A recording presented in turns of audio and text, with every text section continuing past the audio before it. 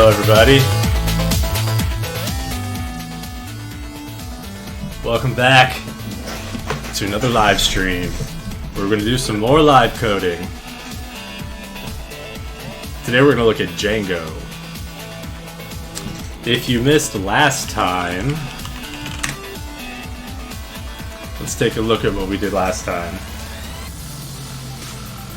Last time we looked at advanced Python Discord bots, and we created a music bot, and we created a database integration with MySQL, and then we created a simple RPG bot that tracks players' experience points and stuff like that. Before that, we did some Python Django, and on that one we did all the back-end stuff. No web front end, no users, it was just checking websites to see if they're up and running it as a cron job. Before that we looked at some learning Rust and PayPal IPN with Python Flask, and we did some Minecraft plugin development on the Minecraft server. There is a minecraft.devdungeon.com Minecraft server if you play games. But today what we're going to look at is Django. Let's get some more music going. And so we looked a little bit at Django the other day, but today we're going to do something a little bit different. And we're going to... the goal for today is to create a Django application from scratch.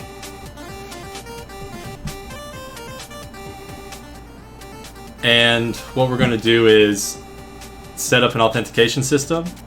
At first, we're going to start with the core, the contributed module that comes with Django, their core auth module. And then we're going to customize it a little bit, just like replacing the visual templates. And then we're going to look at replacing the backend and taking more control over the process. And then we're going to look at trying to do social integration with Discord.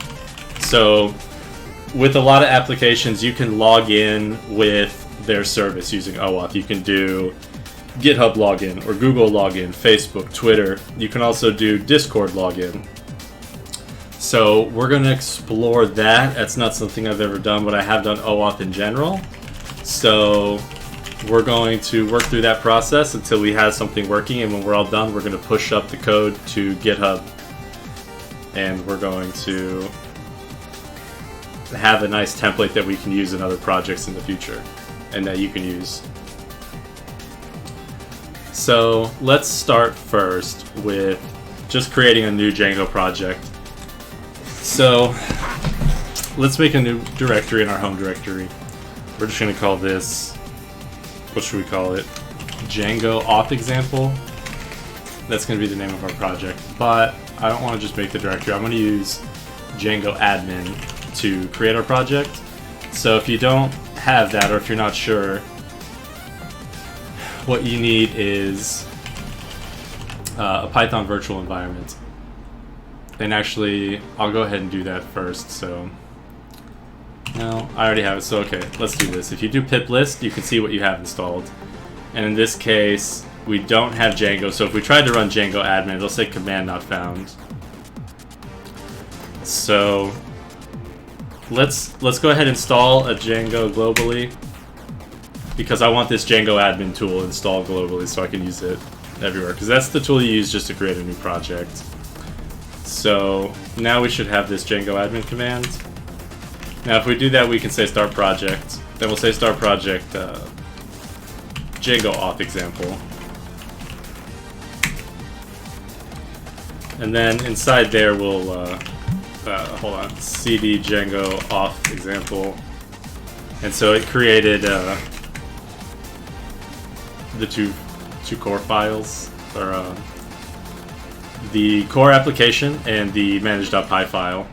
So let's go ahead and make a virtual environment, or rather, let's start with PyCharm, and PyCharm should help us set one up. Actually, I'll do it with the command line just so people can see that. So with Python 3, it's Python 3-mvenv, and then the name of your virtual environment, and I'm just going to call it venv. And that's creating, it's creating. Okay, now it's created. So now if we open PyCharm and we go... Okay, so what's open right now is our last project from the day before. Our Discord RPG bot. But I'm going to go ahead and close that project. If you want to check that out, go check out the previous stream. So we're going to open the project we just created, which was called Django Auth Example. Okay, so it's got our virtual environment in there, our manage.py. Let's let it, down here it's indexing, so let's let it index for a minute. Okay, now it's good to go. So let's go to File, Settings, and make sure our project structure is all set up. So we're going to expand Project. Project Interpreter. Right now it's using, okay, good. So it defaulted to detecting the virtual environment folder called VM, and it's using it. So while we're here, inside this environment and it's got our virtual environment selected, we can click the plus and we can just say install Django because we want that in our environment here. And this is just a shortcut to pip install. You can do it in the command line too, but we're here, so I'm going to do it.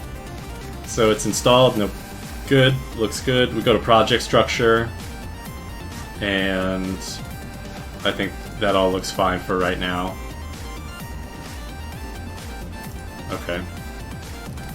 So now, if we open our terminal, I'm going to let it finish indexing for a second.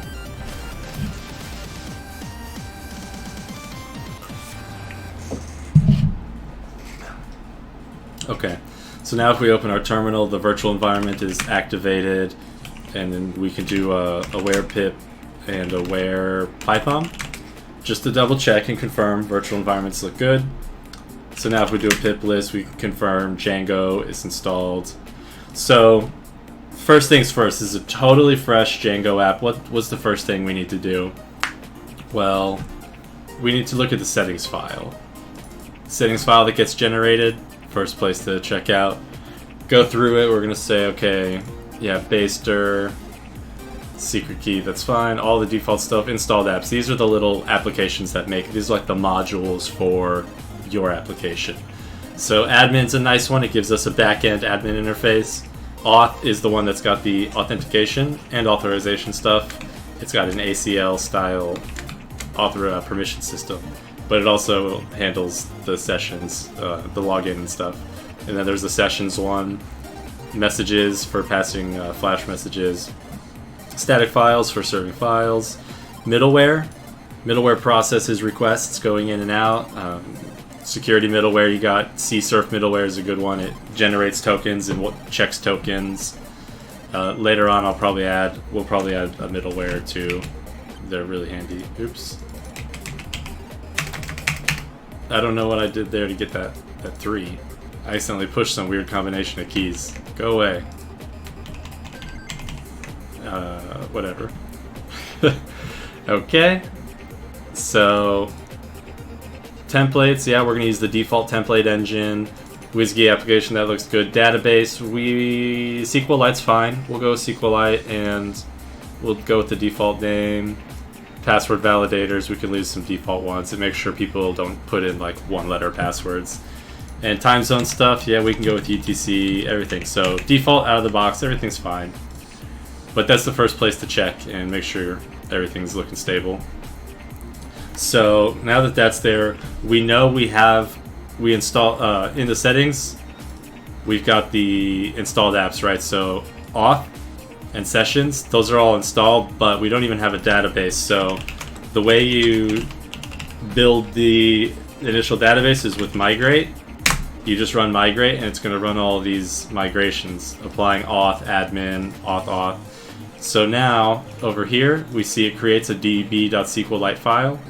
And on the right hand side, if we open our database browser, we can just drag and drop this SQLite file. Open it up, check out the schemas, and we see all the auth folders, auth user, ID, password, so that's all the user information. And then there's sessions, session information, and migration information to keep track of which migrations have been run. Keeps track of the database state. Okay, so now we've got a database, cool. We need a user, so they have a command called create super user.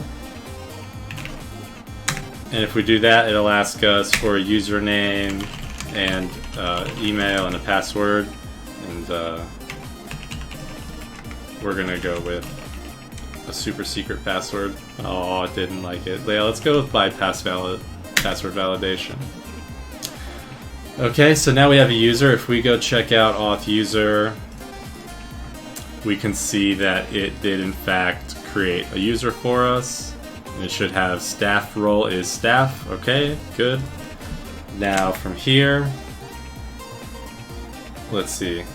We're going to start the server, right? Yeah, let's just run the web server and try and log in. But if we check the URLs, the only thing that's open is the admin. So if we just run it and go to it, okay, the install worked. Everything looks good there. So if we try /admin, we get the login, and we should be able to log in with our super user that we just created. We'll go ahead and save. Don't save. So it basically creates a scaffolding so you can work on all of your models without having to do any work. And we see there's one user. Okay, so we got our app up and ready to go. But we want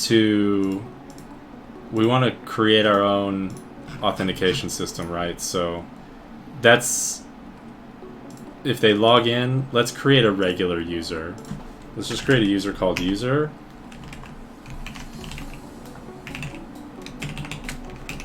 And it's going to force me to do some good password.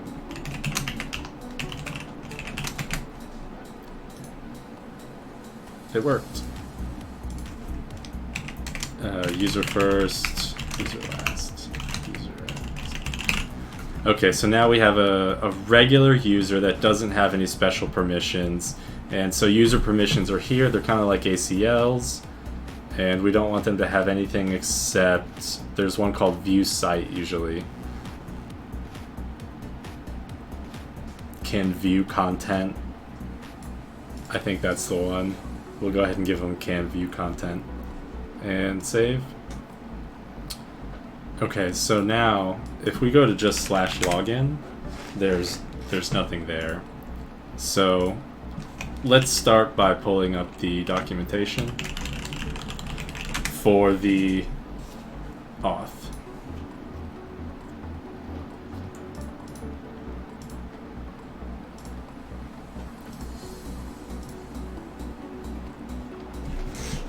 So the people, at least one of the creators of Django, is very enthusiastic about documentation. They say that what they want to leave behind, their legacy with Django, is to leave behind a culture of documentation. And I'm really into documentation too. I really like restructured text. But they have really awesome documentation because it's not just the API, it's not just the raw API documentation like a dictionary.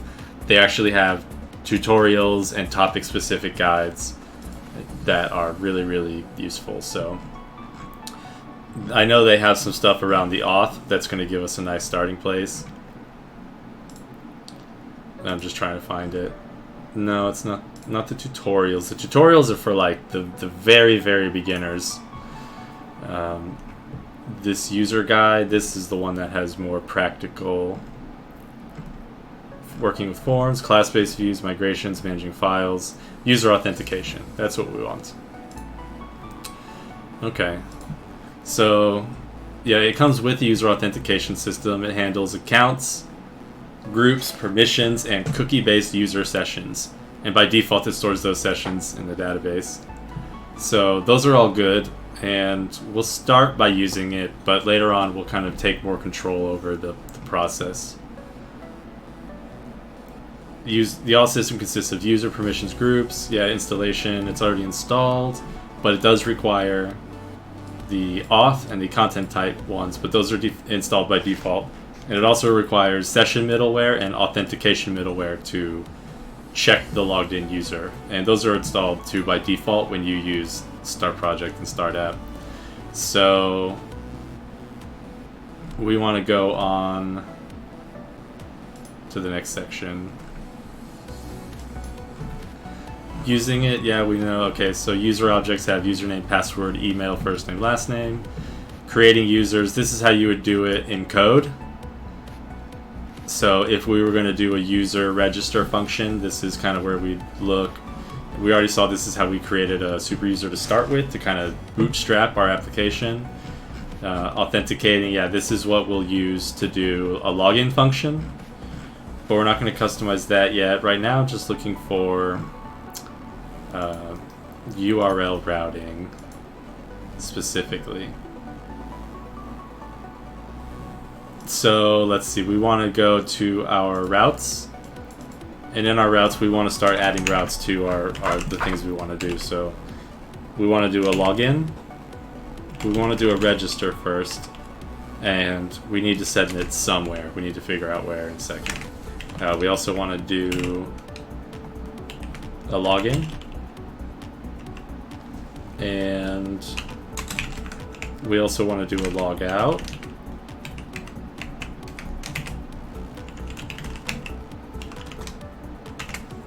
And I think that's a good start. Later on, we'll also want to do. We'll also want to check email verification. We're gonna want something like update password page, a change password, and what else? There's a lot that kind of goes into an auth system that you have to be careful about. And so I'll give you an example. If you have a forgot password page, then you can punch in an email and it sends an email to somebody, right? Well, can that be abused? Can someone just go in and write a script that submits that form 1,000 times and then use your email server to go spam your users a bunch of times? Same thing with user enumeration. Like, if they try to log in with an email address and you give back a message saying that account doesn't exist versus that password doesn't match that email, then they know whether that account exists or not on that service. So there's lots of things you got to take into account. So there's change password. That's if someone's logged in, and like an update user info. Email verification. So we're gonna need like a /email verify, where you pass in the token. What else? Change password, update user info, forgot password. So if they forget a password, then you're gonna need like a view to resend. So there's a forgot password form, and then there's going to be something like a password reset where you get a token too. So like you send them an email and you say, okay, hey, here's your link to come back and reset your token, reset your user. Okay. So we can start with some of these. So register. Now there should be some existing functions that we can point to for now. So we want to do from Django contrib import auth.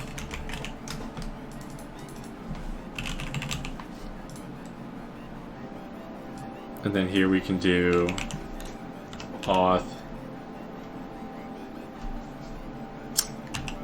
Let's see, gonna have to go check the docs real quick.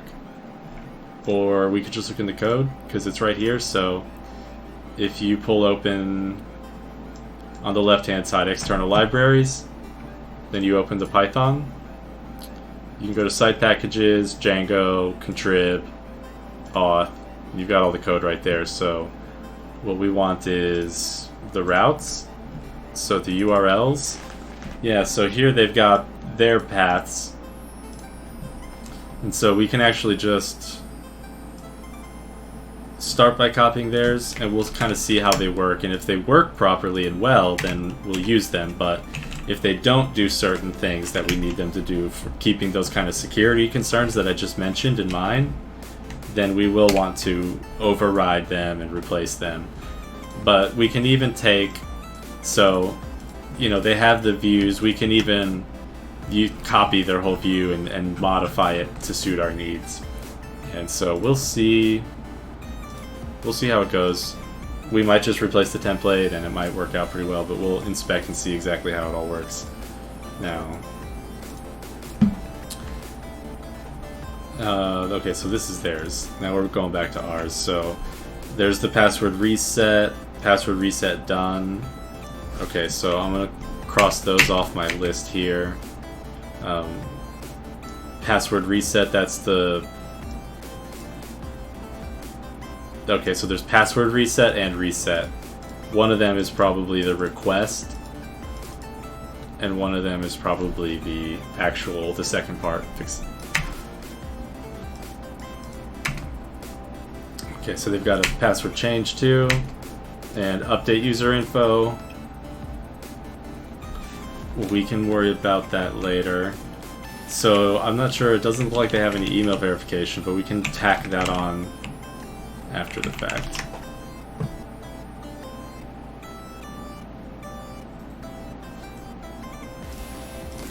Okay. So where's their register? I think that's under admin. So there's where were we? We were in the URLs. Admin. There's no URLs in this one? Okay, we were looking for register.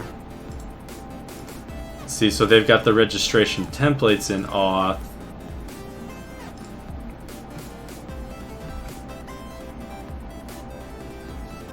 But where helpers? Action form. So let's do this. Let's right click on contrib and say find usages. Oops, that's not what I wanted.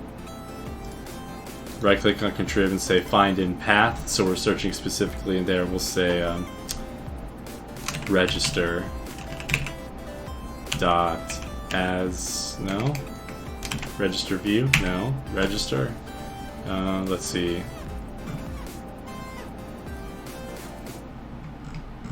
No? You're registered with, and check your, let's go to that, where's that?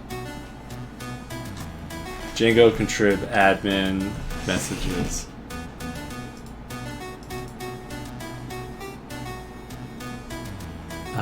Let me see, am I missing something obvious? Where's register?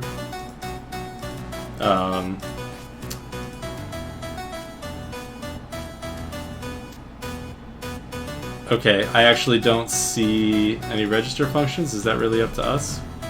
I mean, that's okay with me. I'm just making sure I'm not missing something. Django user registration.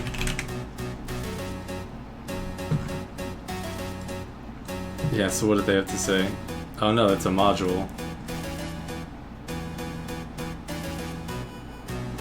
Okay, yeah, let's just, we're gonna make our own then, so that's cool.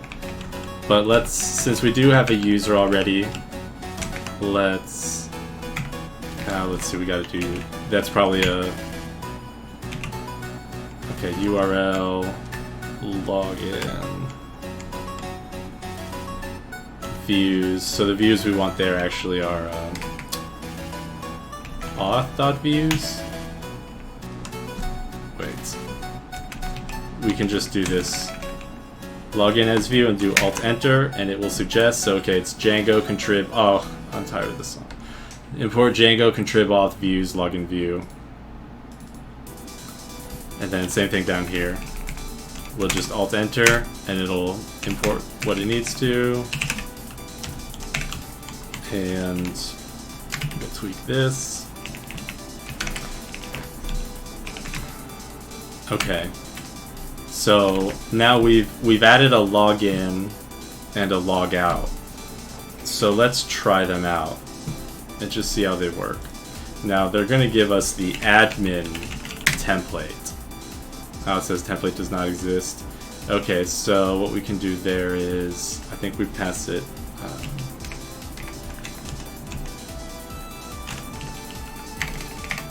Let's see, so login view, template name.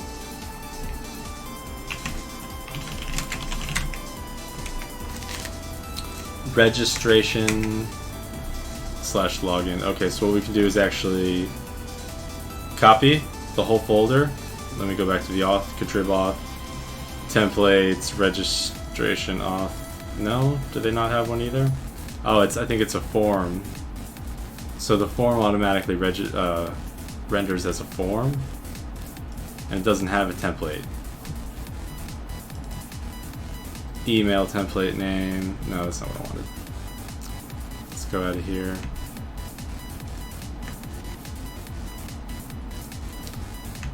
Go back to the login view. Display the login form and handle the login. Yeah, form class. Okay. So template name. Yeah, it's templates registration login. Admin templates. There it is. There's a login.html. We'll go ahead and grab that as a starting place. Okay, so we're gonna have to start a new app here. At the bottom, we do python manage.py start app, and we're gonna call this our auth app. Okay, so in the views, oops, can we paste it here? I gotta go recopy it. Oh, come back. Django, contrib, auth.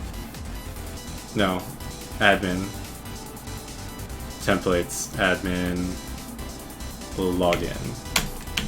Gotcha. Come over here. And then go into a folder called templates, and then a subfolder called registration, because that's what it expects. We could override it, but let's play as well as we can with the ecosystem. Yeah, right there, login.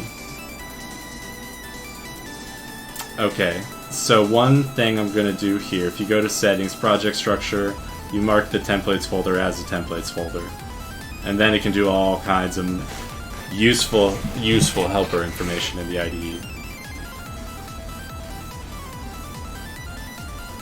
Okay, so now we see that it actually, the highlight went away because now it can be found, and we can actually control click and follow into it, and it does confirm that this is our, let's see, shown files. Yeah, this is in our custom app. Okay.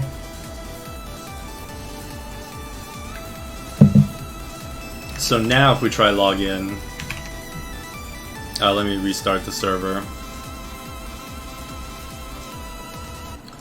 Now if we try logging in, still no, it didn't like it. Templates, did I have a typo or something?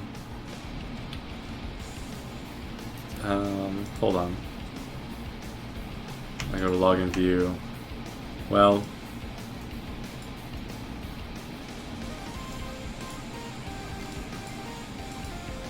registration templates.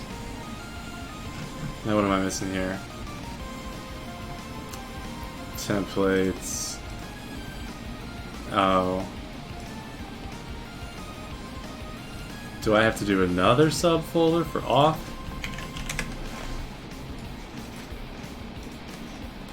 Okay. Let's give that a quick restart. Yeah, stop and rerun. Open. Okay, there's no home page, so that's okay. Registration. So where is it trying to pull from that it's not happy?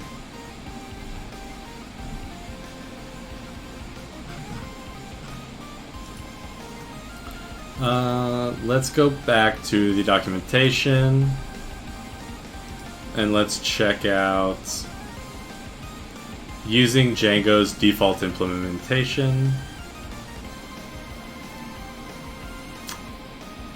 API reference for the default implementation. Customizing user and authentication. Okay, those three look like the ones we want.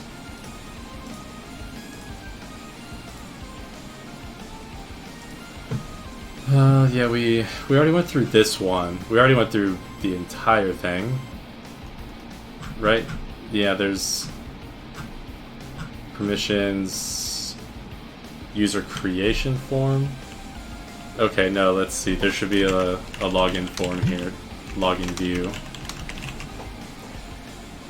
If you're so authenticate, yeah, if you are just looking to log in users, yeah, so we probably will use this authenticate function and write our own stuff, but let's see, unless you're writing your own, you probably want to use this.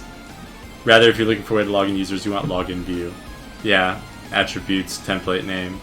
Defaults to registration/login. So let's try this. Let's move it into auth. And then in here we'll say template name equals auth login.h. Yeah, and see, and it even it found it for us, so it matched it, which is a good sign. So if we refresh our local... Oh! I think I might need to do a collect static on my templates. If we do a collect static...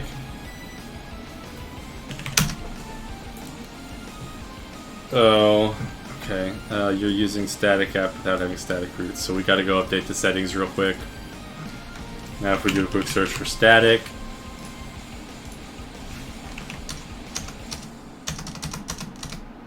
No, okay. There's a static root and a static... Okay, so static root equals baster plus static os.path.join baster and static. I think that might do it. Yeah. So now if we look in our static directory, we'll see... Well, we've got the JavaScript and stuff, but let's see if that helps.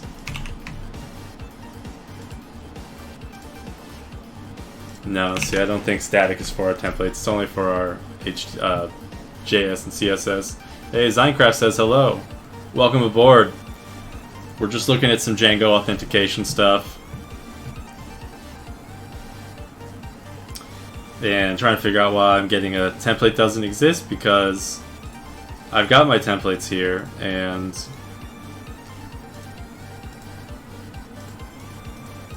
this is how you do it, unless I'm having some kind of brain fart.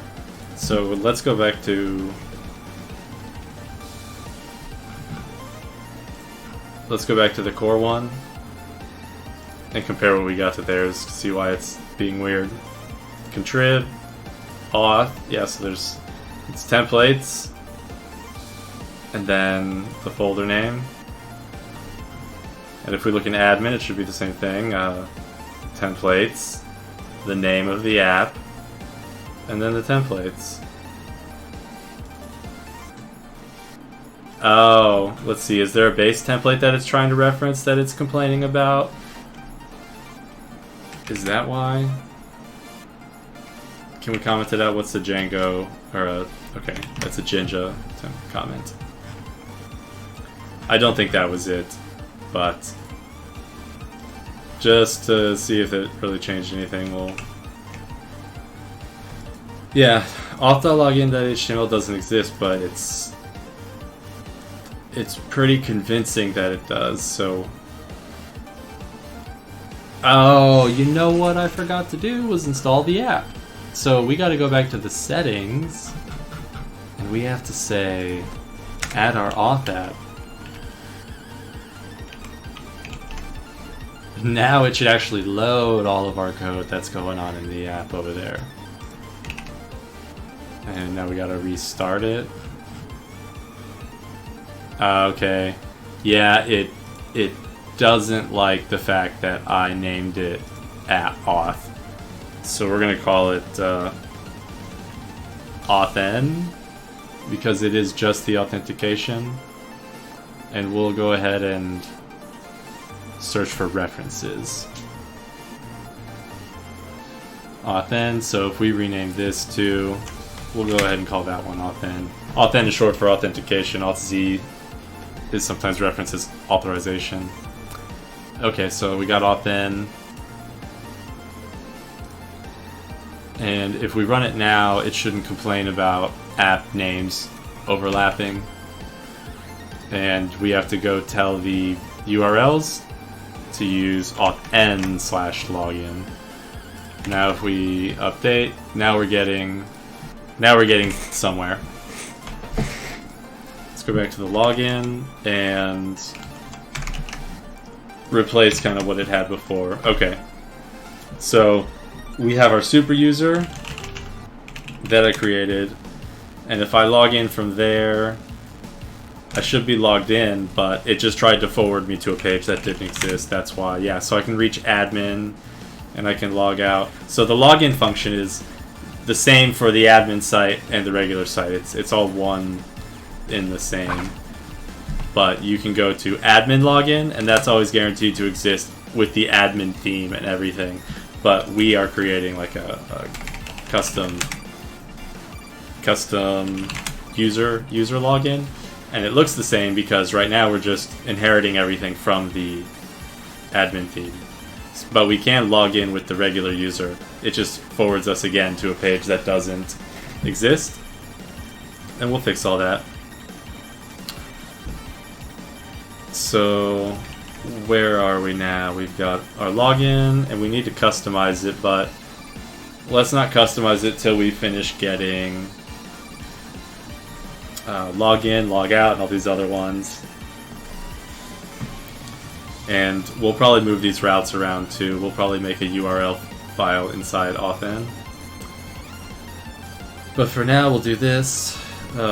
And log out works too. So if we try admin again with the regular user, it's going to say you are authenticated as our user's named user, but you are not authorized to access this page. That's fine. So if we try log out, we get the nice admin logged out, and we get the log back in page.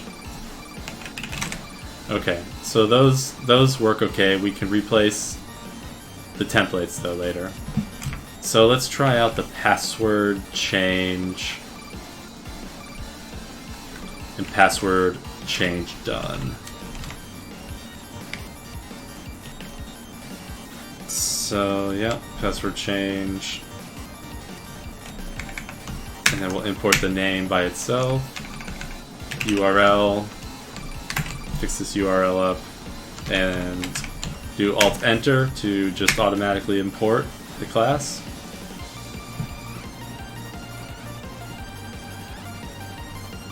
And then let's try those out. And when you save the Django run server, it automatically detects updated files. So when you save it, it just automatically restarts the server, basically. So we wanted, was it password change? Okay. Old password, and we'll just see if it lets us change to the same password again.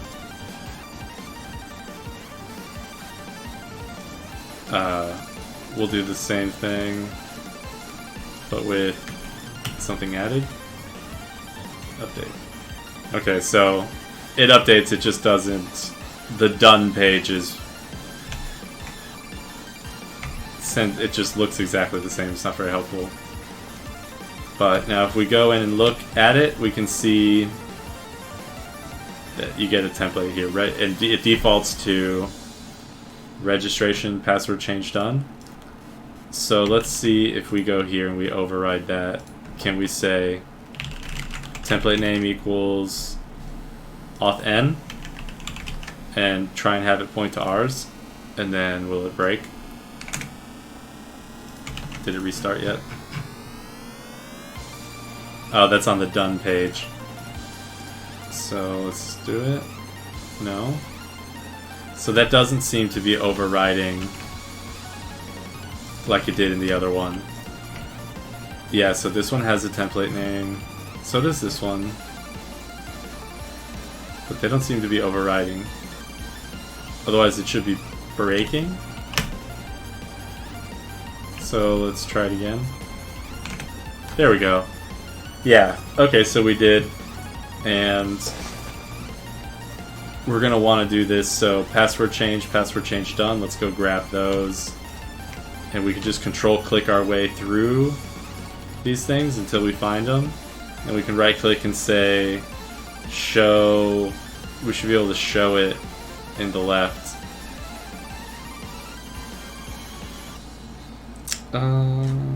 What's the button to do it? That's it.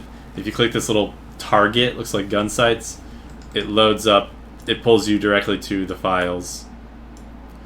Okay, so we want password change form and password change done, and we'll grab logged out while we're at it, and we'll copy those over. Pretty please? They didn't copy? Okay, we want logged out and those. Copy. Paste. Yep. Okay, so in our URLs, we did template override, but we didn't override this one. And the template we made is, or copied over rather, is called logged out. Okay. So now let's logged out, and let's just say you are logged out, just to kind of make sure it works and it's obvious. And on the login page, we'll leave that. We know that one works okay. And password change done is the one that didn't seem to change much, right? Your password has changed. So we can see, obviously, if it's working or not. That was the wrong template, I guess. That's password change form, password change done. Did I mix them up in the URL side? I did. Password change done. This one should be password change form. Okay, now we can go back and check. Give it a second to restart. Auth and password change forum doesn't work. Okay, typo on my part. Okay, password change. Good. Now this one did not. It's like it's is there an error? It's like it's rejecting our change and not going through with it. So what happens? Form.save. We'll get to the bottom of that in a minute.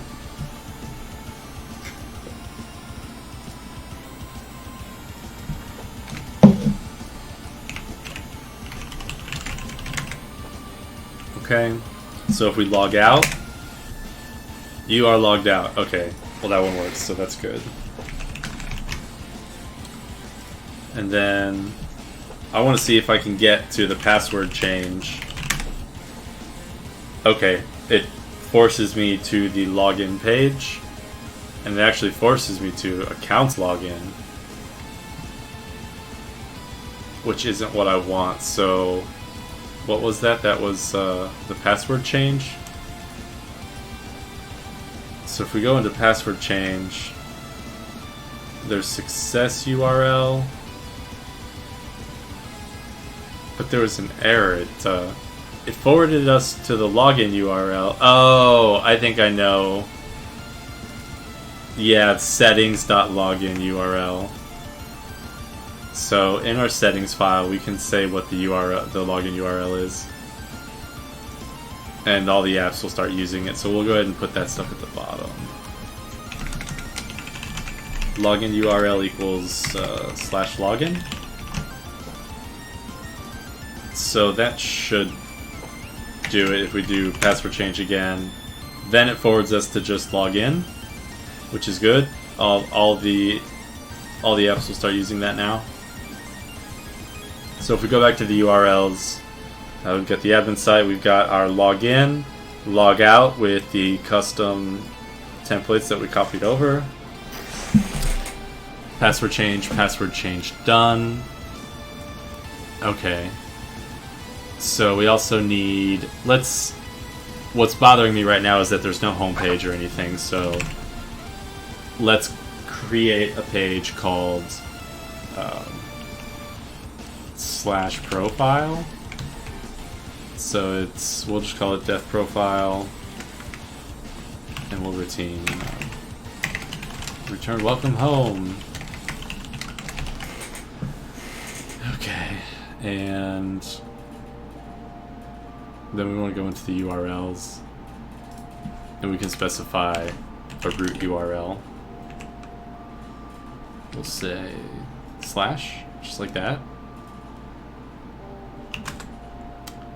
And we'll throw that to authn.views. What was it called? Home profile. Okay, now I just need to import it. Import authn. Oh, so let's do this.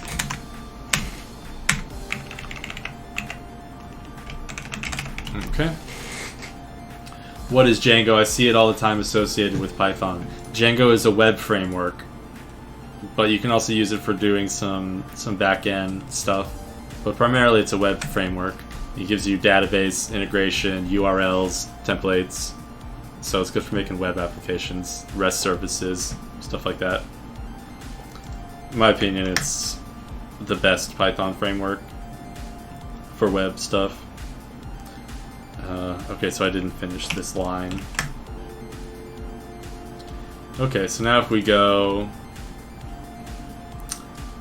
the URL conf, okay, yeah, not found / is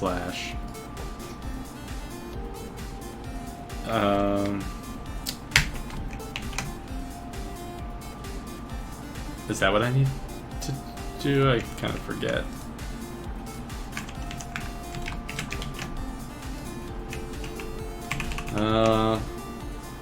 What's the regex for the home URL? Django home URL regex. What is it? Oh, there's no / at all. It's just start line, end line. Okay. So in our view, the first parameter that we should pass it, I believe, is the request object itself.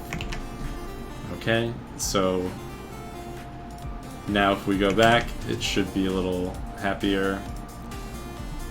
Now where is this error coming from? PyCharm whoa, hold on a second.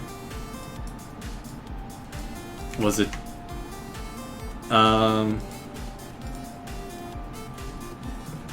it's got one of these middlewares is being weird.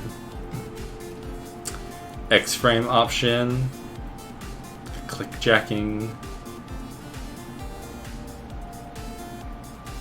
Let's just go ahead and turn. I don't want to turn off. I want to figure out what's going on. I'm going to Google that real quick. So I'm going to grab that string as a starting query. I'm just going to see if Google has it. Oops. I'm going to see if Google has anything to say about it.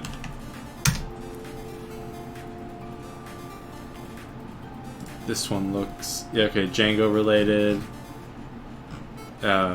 You're returning strings directly from inside the post. Oh, HTTP response. That's why I need to wrap it in.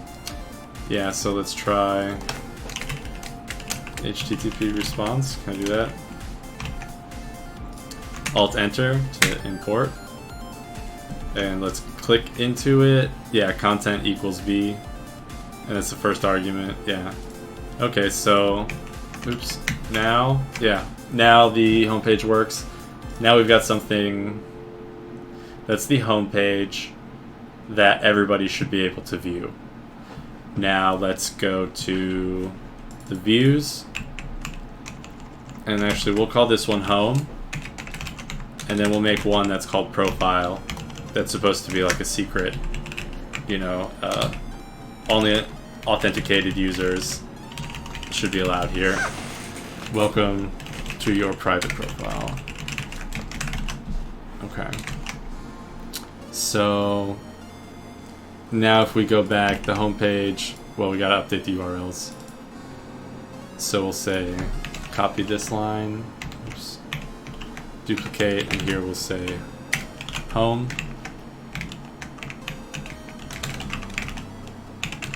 And for profile, we'll do /profile.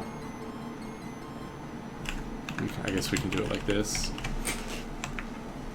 Alt enter to import. Okay, welcome home. Now if we go to /profile, welcome to your private profile, but are we logged in? Actually, let's go to the profile page, and we want to print out the user, right? So we're going to say request.user. We'll print it out into the terminal, and we'll just print it out like that. We'll see how that works. Anonymous user. Okay, so if request.user is anonymous user, not logged in. And I think there's a function called it logged in on the user object. Working with user object. Create, change password, authenticate. User has perm, so you can check if the user has permission.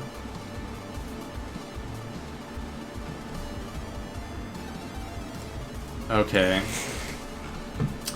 So let's see, how do we want to control this? We could just say anonymous users not allowed. We could say user must be logged in. We could say a special permission is required that you're only granted after you authenticate your email.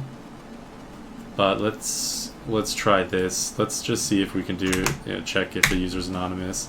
Now there's a decorator you can create, and you could just say like login required. I don't think, yeah, they do have that one. So before I do that, I'm curious if this checking of the user will work.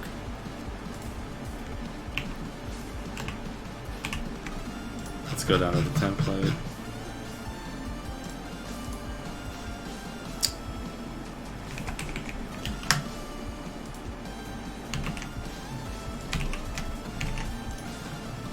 Okay, so let's print the type of request.user. Should be a user, and I guess maybe we can do instance of. Is that how you do it in Python? Hold on. Python check instance of is instance. I don't think that's it, but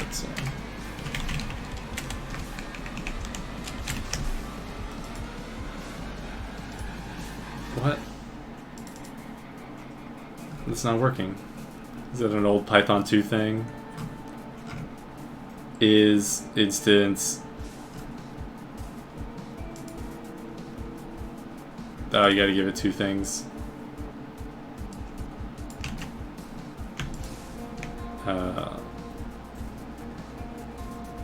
First one. Oh, I guess. Which one goes first? Does it matter?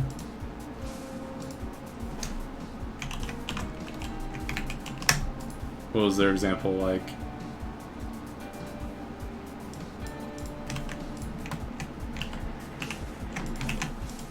Yeah, that worked. Not logged in. Okay, so that's how we can detect if user is logged in or not. Is user logged in? And I think we can actually user.auth where is it? Let's go back to the logged in, check if they're logged in.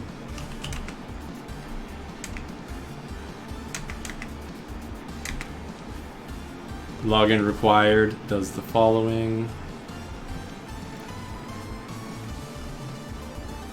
Yeah, I think we'll just go with the login required decorator. Login required mixin. No, don't want that right now. Limiting access to logged in users that pass a test. Okay.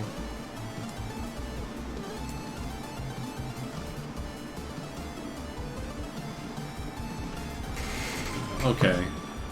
I think permission required. Yeah, let's just go with login required. And we'll keep that around for a little bit longer. Okay, so if we go to /profile, not only does it say you're not allowed to be logged in, but it actually forwards us to the login page and then even says where we'll go next.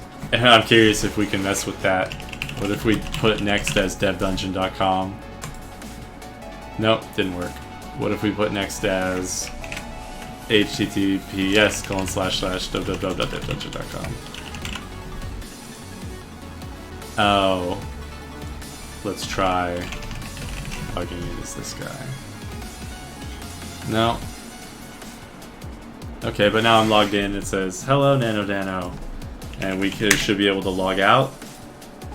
Now, if we try to go back to profile, forces us back to the login page. Okay.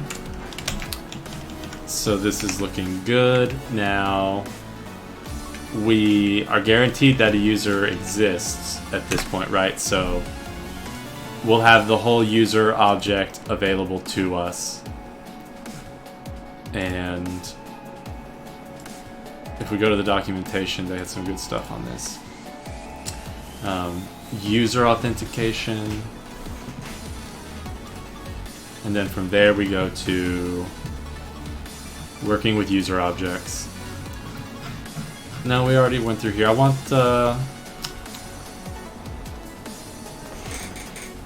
the actual API docs now. I want that dictionary. Yeah, so now I want the user models. User is a model. Models. Model field reference. No. No. Is it under auth? Under users? What section is it under?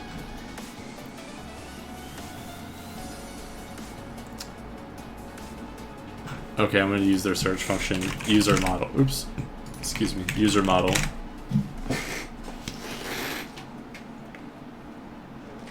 Django contrib auth. Okay, user. Here we go. Fields. Username, this, that, the other. Is staff is active. Boolean designates whether this account should be considered active. We recommend that you set this flag to false instead of deleting accounts. That way, if your application have any foreign keys to the users, yeah, okay. Is super user last login date joined. Here's the methods that I was looking for. Is authenticated. So we can use that to see if the user's authenticated or not, or anonymous. Is anonymous is authenticated. Username validator. Get username. Get full name. Set password. Check password.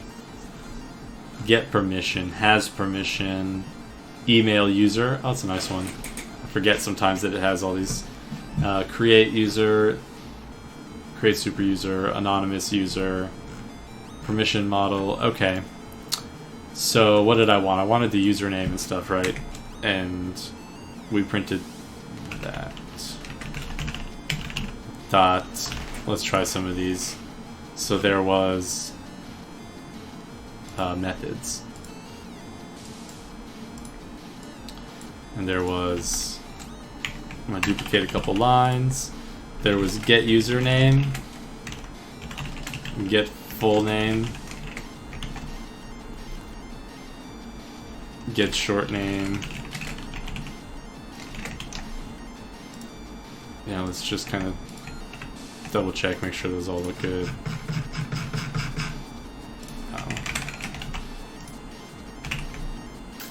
Okay, we log in. Now we're logged in as user. Down here we printed all that stuff out. So it looks good. So we've got login, log out, login required stuff working well. Let's go back to our URLs.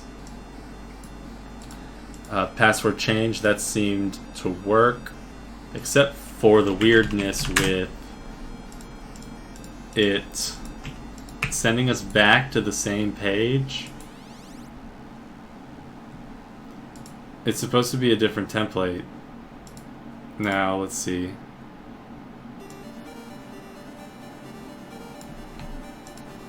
Does this one take a template name? Yeah. So why does that one not seem to work?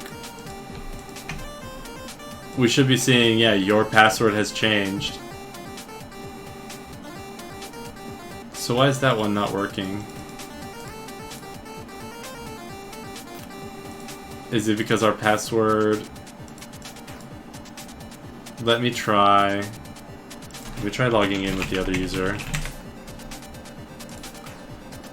And try password change. Okay.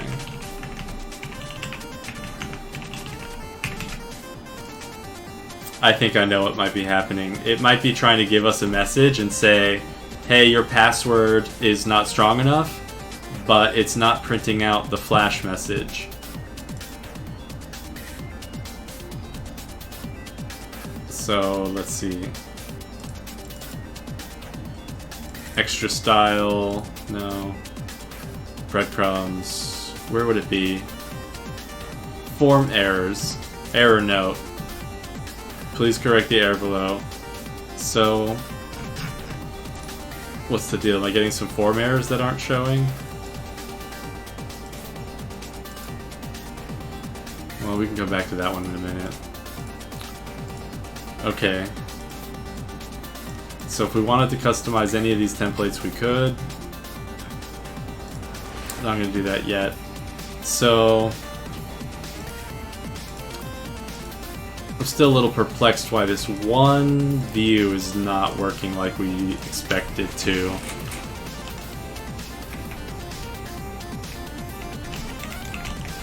I think maybe I need to put it higher up in the URL list so that it matches first, since it's more specific. Because I think it goes down the list, and when it matches password done, it hits this one, it goes, oh, matching, let's go to the password change page. So now if we go to password change, let's try this.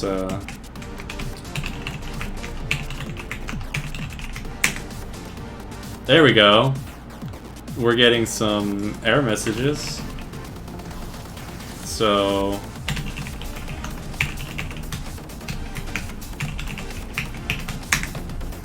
there we go. Your password has changed. Now wait a second, didn't I have it in all caps? I guess it rendered that out. Let's see. Was it because it has changed? Yeah. Okay, it's just in an awkward spot that got like rendered out. Okay. And that's running through the translate function. So you can actually multilingual your stuff. Great. Super duper duper. We've got login, log out, a protected profile page, our admin page, log in, log out, password change, password done. So we need to go back now. Oh, we got them right here commented out still. Password reset and password reset done. So let's see here. Let's implement these. We'll say here. I'm gonna mute my mic for just a second, sorry.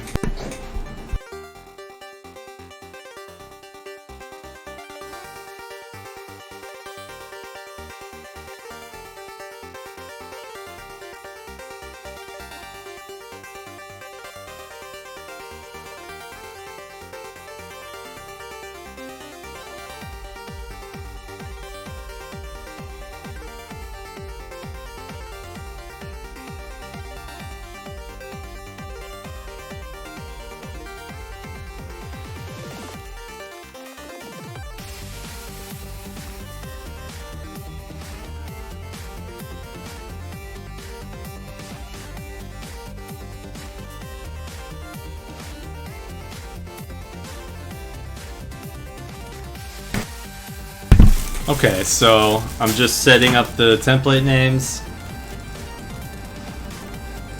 Take out some spaces. Okay, so let's try the password reset. Actually, what we're going to need to do, because we're going to want to customize all this stuff, we're going to have to pull over the templates. So let's go grab those. We want password reset form and password reset done.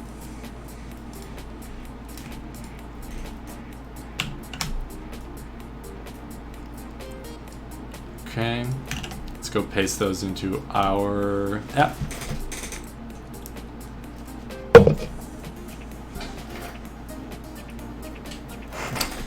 Okay, those look good. Let's test it out. So if we go here, what do? We want to do password reset. Forgot your password, enter your email. Reset my password. No reverse for password reset confirm. Okay, hold on. There's a third one that needs to go along with this. We need to reset. We need the reset view.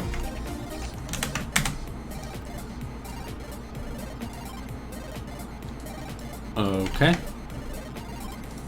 Try this again. Reverse for password reset confirm with arguments not found.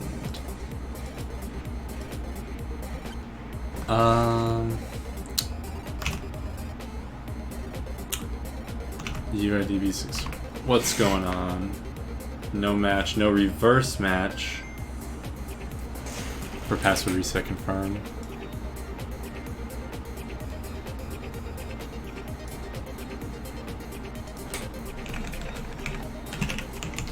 Okay.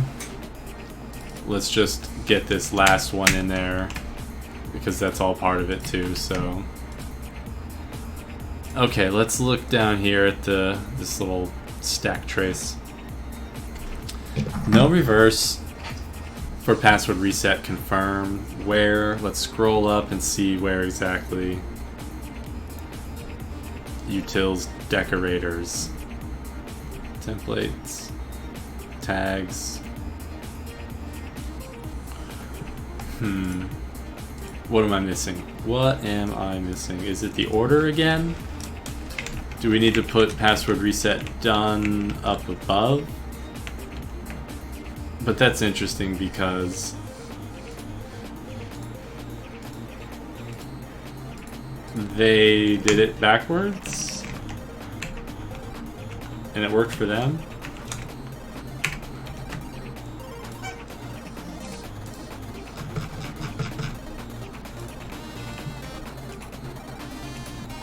Yeah, that didn't help. Password reset confirm with arguments, blah blah blah, post, / password reset.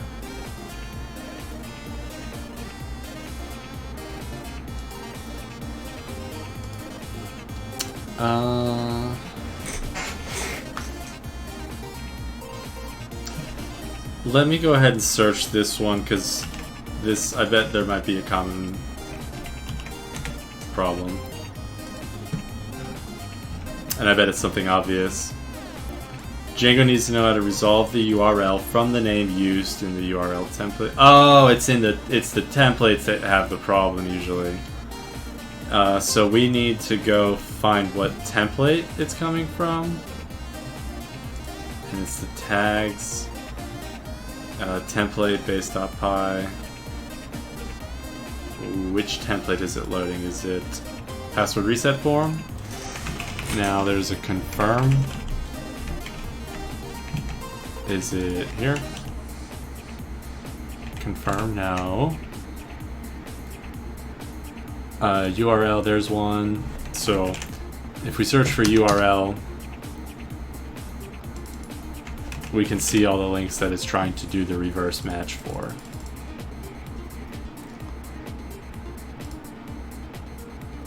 But I'm not seeing anything obvious there. So why is...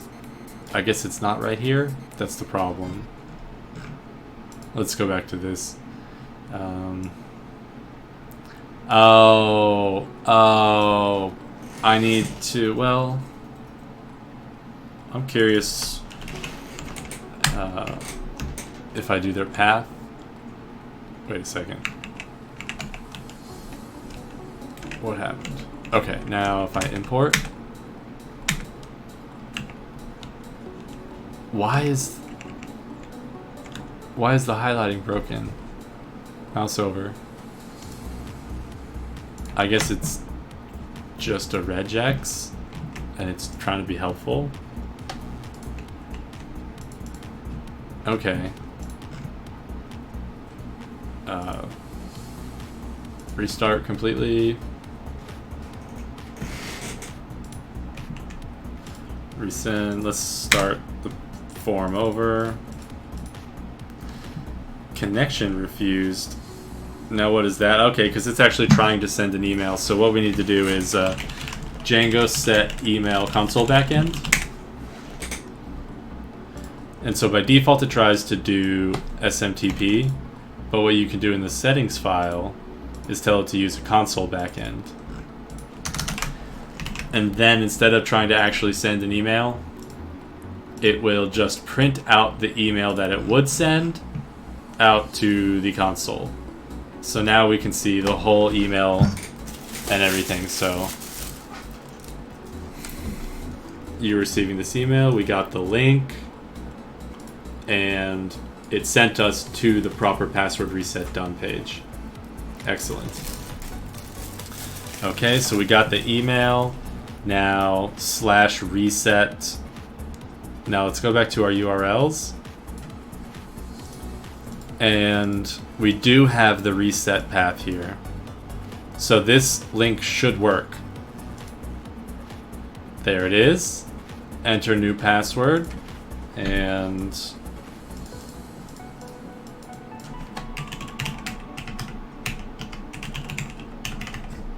change password. All right, we're all ready to go. Now, are we even logged in still? Can we go to profile? No, we're not logged in at all. Let's try this. Welcome to your private profile. Thank you. Let's log out, log in again. We are pretty solid right now. Now, there doesn't appear to be any email verification, so that's something we can tack on ourselves. So you can see the auth user database table that they provided. ID, password, last login is super user, username, first name, email is staff, is active, date joined, last name.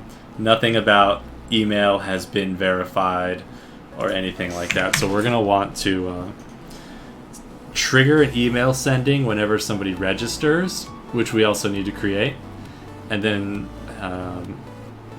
they're going to need to click on the link. So I guess we only really need that one URL.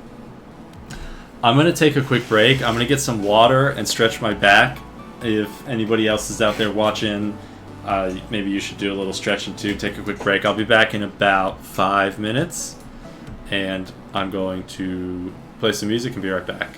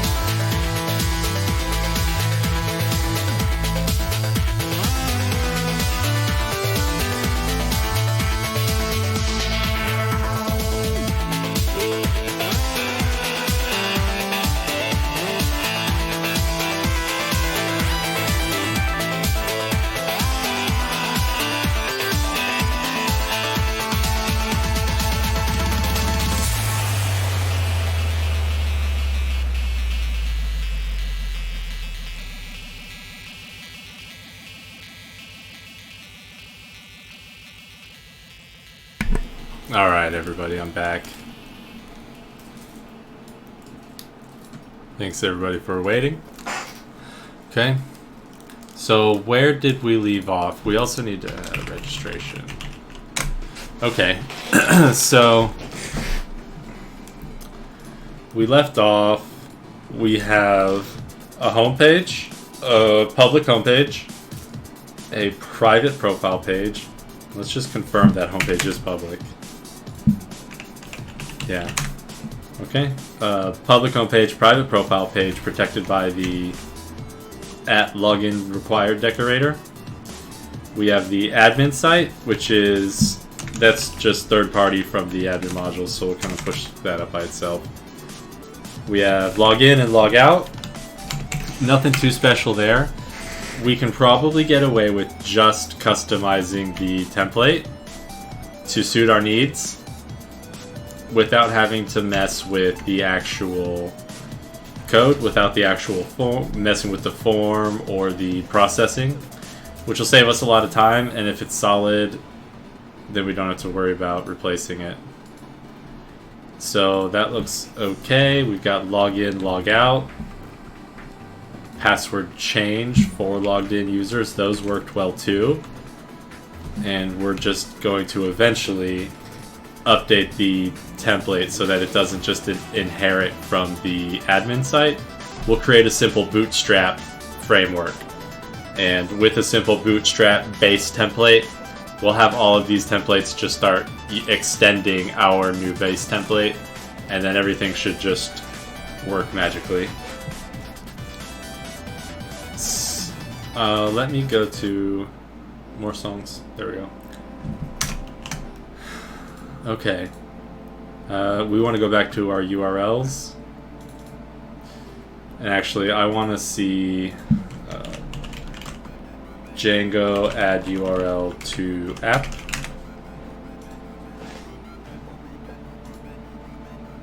And let's see. Okay. Up at the top it says add an import.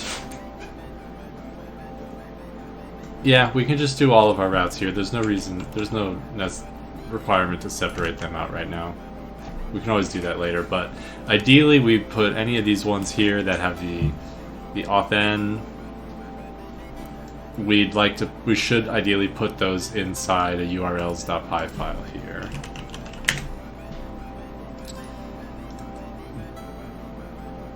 But when we do that, I think we end up having to set a prefix on it, so it would be like /auth/login. So we'll just keep it all together, especially since this is just an example project. Okay. Password reset. That worked as well. We tested it out, and it didn't like the fact that we don't have an SMTP server set up, so the way around that, and you can see here, it prints out the email to the console. So instead of actually sending an email, it just prints it out to the console for debugging. And you can do that by going into the settings and just setting the email backend to console email backend. Console for the email backend. Okay. So these all look good. Registration, we need a registration form. And they even have a class, they just didn't have a form. So we'll sort with that, but actually, if we're going to use social auth, we may not even need registration. And social OAuth. And we'll use Discord as our example. Email verification, we'll add that in later too. With rate limiting. Actually, one thing I'm curious about is registration with safe, we'll say non-enumerable responses and rate limited emails. And for the email verification, we'll say with rate limited resends. Okay. We got registration, social OAuth, and email verification. These are our 3 big tasks left before we can call this a nice... Oh, actually, you know, we do need to we need to install Bootstrap theme, and we need to create a simple base template. Actually, let's go ahead and do the base template part right now, because then all of our login functions and stuff will start looking better. So let's just go download Bootstrap. Well, let's download the source files. Oh no, they do a lot of compiling, so let's just do the minified ones, or the production ones, or whatever they're called. Okay, so we want CSS and JS, and we want that in the root of our static folder. So what we want to do, let's see, where should we put them? We can put them in the auth. So let's create a new folder called static. Static within this directory, within the auth app. Create a static directory, and then if we drop the, oh come on, show in files, now we should be able to copy them over. Okay, now we should see them here. Bootstrap CSS, Bootstrap JS. I think we'll need jQuery too. But from there we can do a python manage.py, collect static. Yes, I did mean collect static, thank you. Yes, 20 static files copied. So now we can see the Bootstrap files should have got copied over. If we look in static, we see, yeah, there they are. Perfect. Okay, so we just installed it. Done. Now we need to create a simple template, and they provide a whole bunch of examples. So we can get started real easy. Examples. Let's just pick one we like. So what do we have here? Pricing, maybe. Checkout, no. Product. Just a big cover page.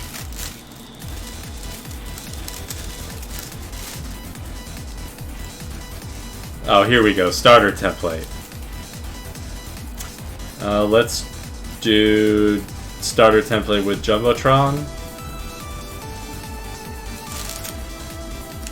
Yeah, let's do this one. This one looks good. I think we can just use source. Yeah, that should... Well... We don't have that much content yet, so let's actually just go back with the starter template. Okay. I'm gonna grab this, and we're gonna go into templates. And we'll go ahead and...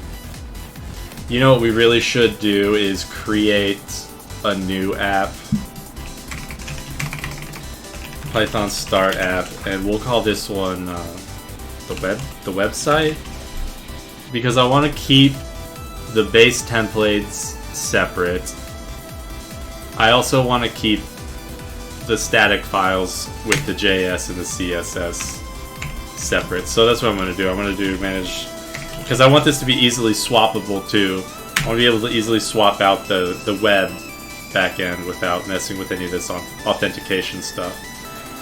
So now we should have another app here. What I'm going to do is cut this entire static directory and put it over there,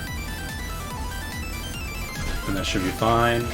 And then create the templates. So I'm going to create a new folder called templates, and I'm going to go into my settings folder, project structure, mark that as a template folder, so that it helps me out. And then I'm going to create a new folder, which is, this is standard, and then I'm gonna put base.html, HTML, not HTMO. Is this song too loud? Refactor. Okay. Now we can paste this template, and we have a very simple bootstrap template to start working with. So we're gonna have to tweak it a little bit, so let's go through it real quick.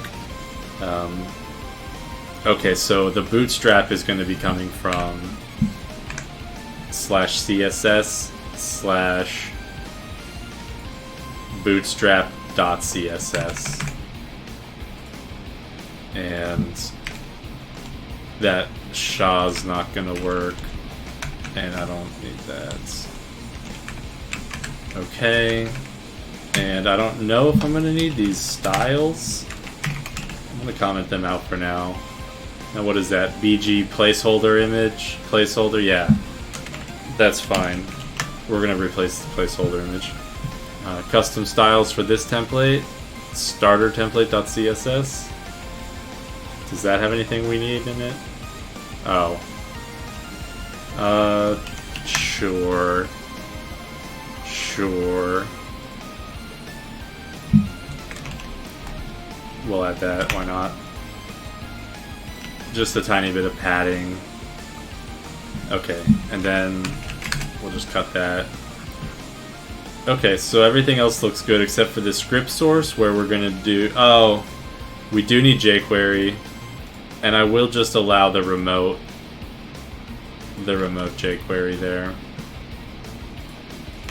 Okay, so if we go back to our page now, we want to take this template and use this as our new base template. And this is where we'll put the content, primary content.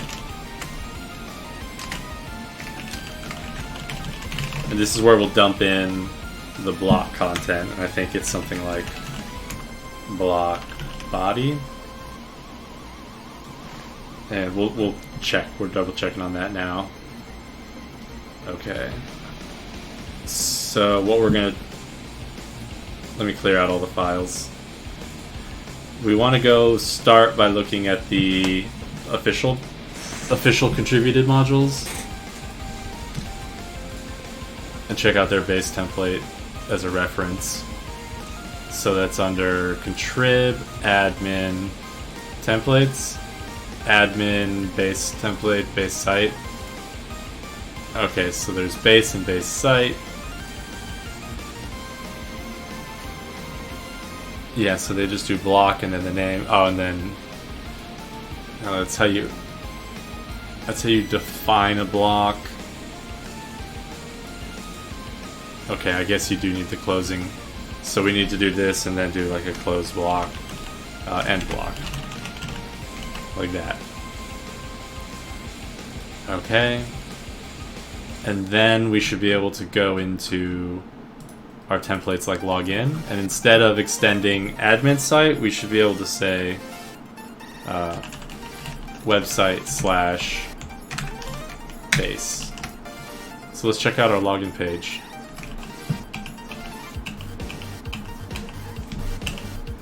Let's go to login. Website, oh, let's see. We need to enable the app that we just created. We created a website app. So we need to go into our settings.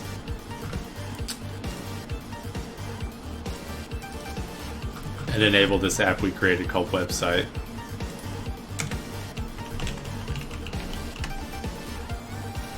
Now it should be able to find it. Good. Now something's broken. Let's figure out what it is.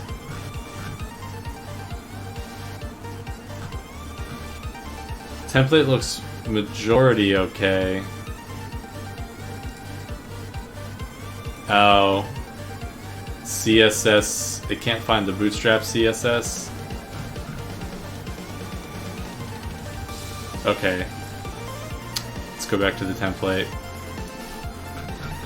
Now, why can't it find the...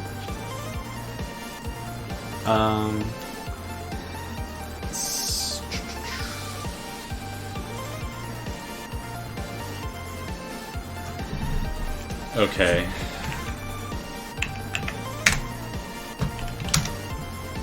I think we need to modify the settings file real quick. I've had issues with this static root and the static URL.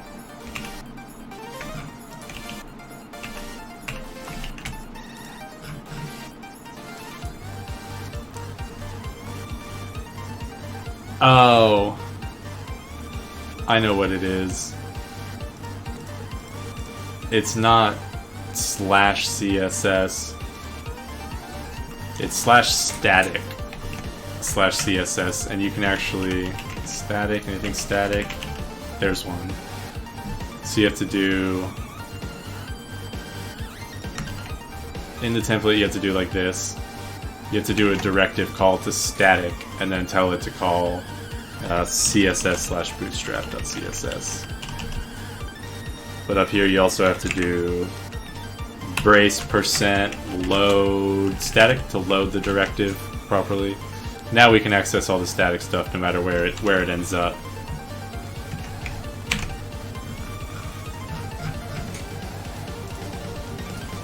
I'm actually going to go download this jQuery. I'd like to just keep it together.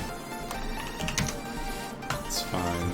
Let's save page as. We'll save it in. Where are we? Django auth example website static JS. Save. Go back to PyCharm, and here we can just say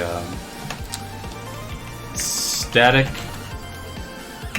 JS / and then the name of the file. Just like that. And then we can... Oh, there's...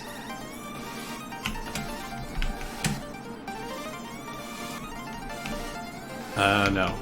I'm gonna get rid of all that. There we go. It's a little bit cleaner. Body's not closed. Is that why it's not happening?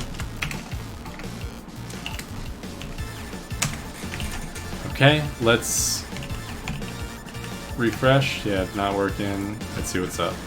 Play. Run. Ooh, look at that. Isn't that a beaut? There's our main content. So it's not printing our block though. I don't think it's called body. I think it's called content. There it is. And now it's printing out the form, the login form. And we've got our profile. Now if we do log out. Okay, so now let's go update the logged out page. Logged out. Now we can say, kind of like the login, we'll say instead of extending the default admin template, we're going to load our template. And booyah, there it is. Okay, now the login link. The login link is the problem there.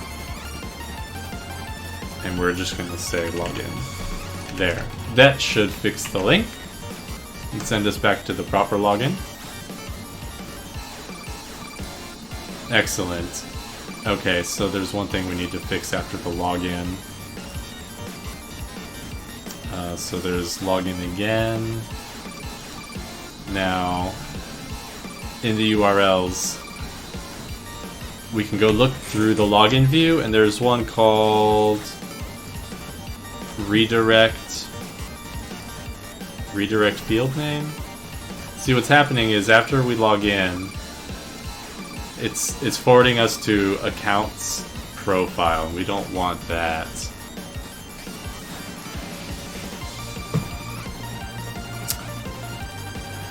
URL equals redirect to. Okay, so I think what we need to pass it here is redirect to equals /login, just like that. Oh, it didn't like that.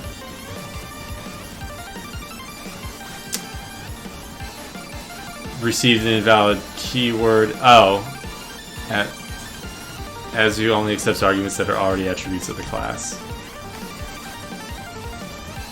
Redirect field name.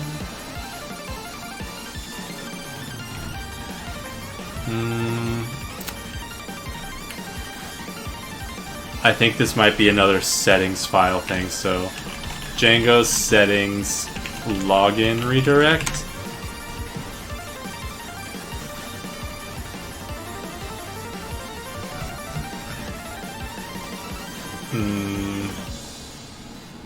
Come on. Login redirect URL. And where do you put it?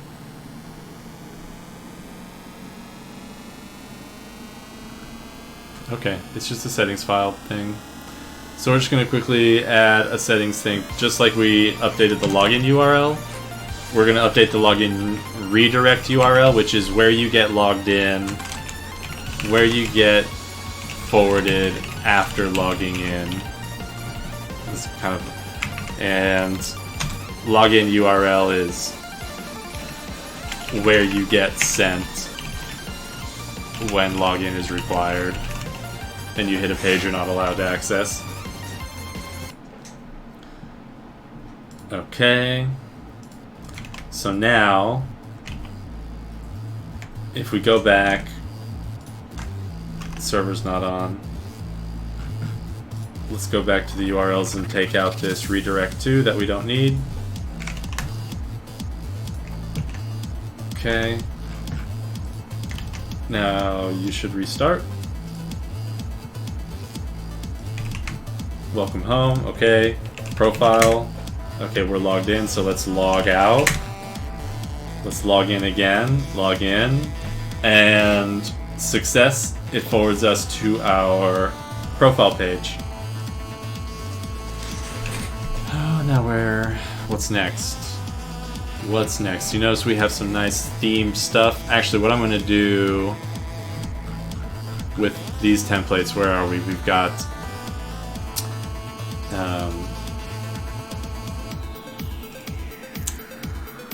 yeah, we'll leave those as they are for now, actually. So I'm going to clean up this file now, because we did a lot of work in it. And we made a lot of changes, but it's time to kind of clean it up. Okay, so what did we do? We just updated the themes. There we go. Created a simple base template. We did that. Boom. Knocked that off the to-do list. Now we can kind of get back to where we were, right? Let me make sure we updated all the themes, though, or the templates. So we got login, extends website, log out, extends website, password change. Okay, so those still... Password change still has the other one.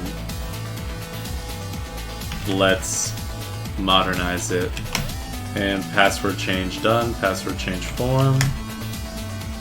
Okay, so let's refresh. Our form's a little ugly. We can style that later, though.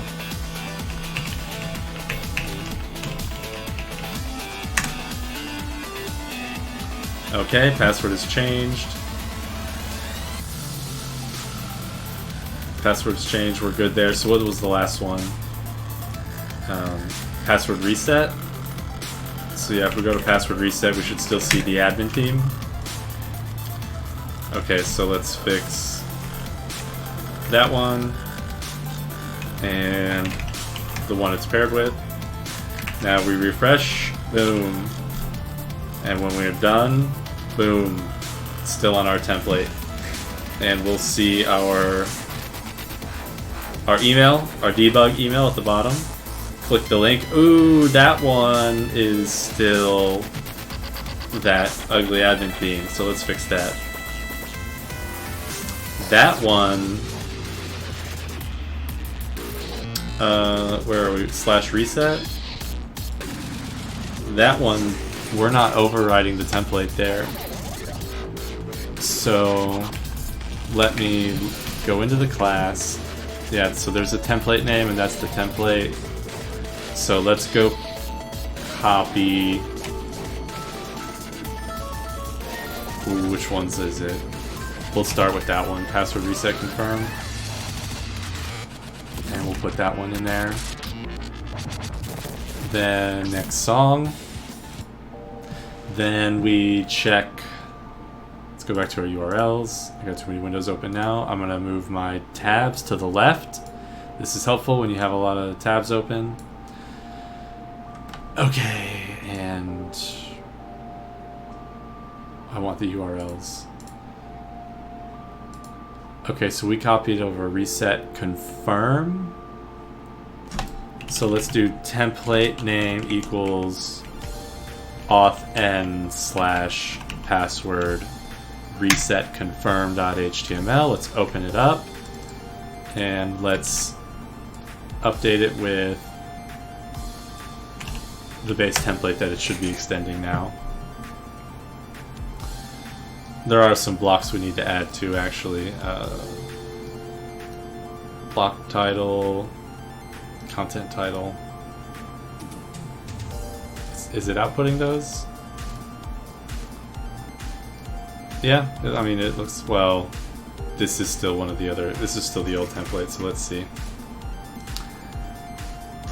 Okay, that password reset confirm is good.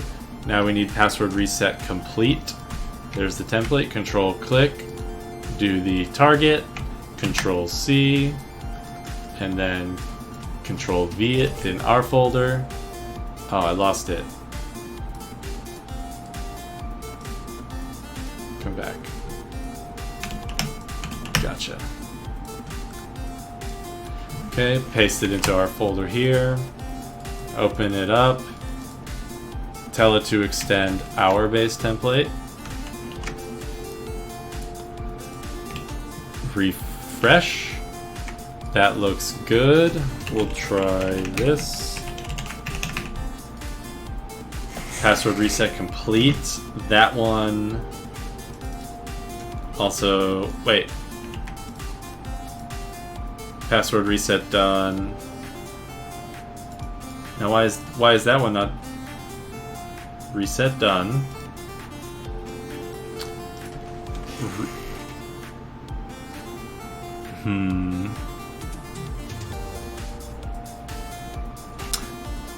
I need to format file. Ooh, format code. Reformat code. Control Alt L. That wasn't that helpful. Okay. What was it? Password reset done. Password reset. Click into that. It's extending the website. That's good. Okay.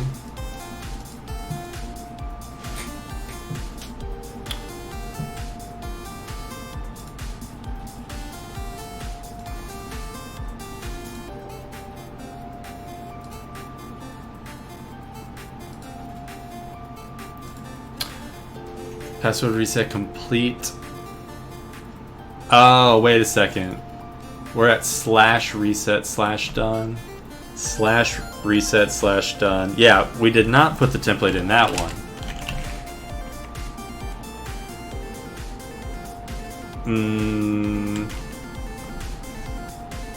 So there's password reset done, and there's /reset/done.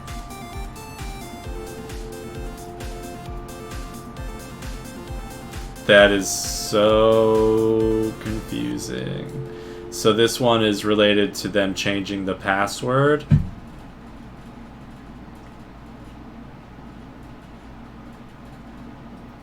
That's all ultra confusing. So Oh, go back. We have password reset done, going to auth. Password reset done. And then we have password reset complete. Password reset complete.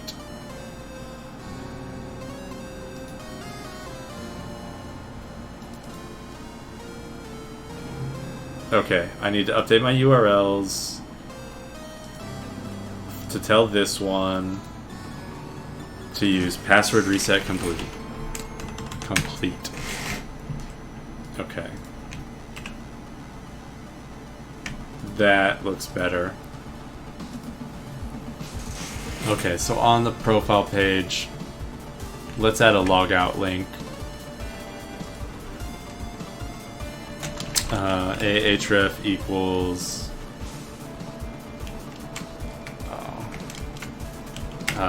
logout. Okay, /a. Let's just try that real quick. Okay, now we have a nice little login and logout button. Okay, so our auth is looking pretty solid right now. What are we missing? Let me move these tabs back up to the top and start closing all these windows.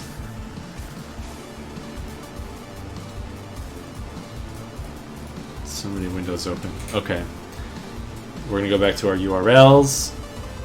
Okay, so there's a registration and email verification. What do we want to do first? I'd like to tackle the social auth first. Actually,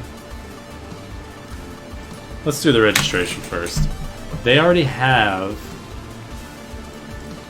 a registration view, which is the controller, essentially.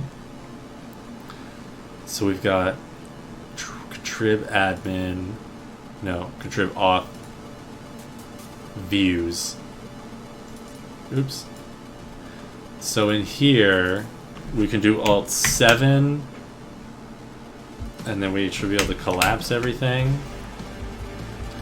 Now in this view on the left, we can see there's all of the login view, logout view, password change. Okay, so it's not in auth views.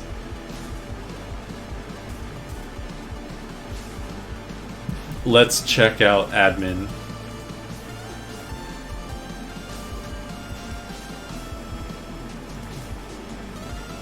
Do Alt-7. Okay, now let's see. I know they've got something. Utils. Let's do a shift register.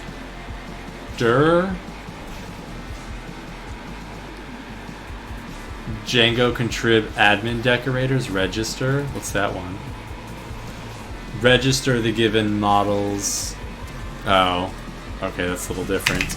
I'm looking for like a registration.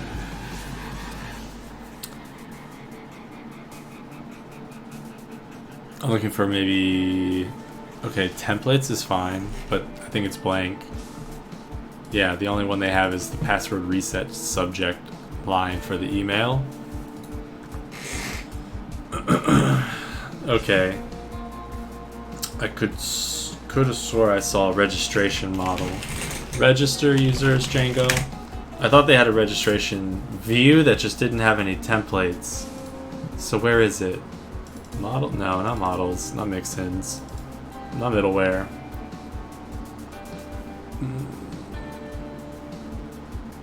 It would be in views, but this is the auth one. Okay. Password reset, password reset.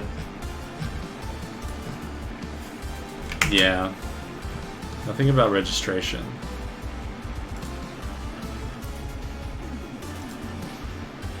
That's fine, let's see. So what I want to do is... Registration involves doing what? We're going to make a new view. We're going to call it register. register slash, and we're going to map that to authn.views.register. Can we create it?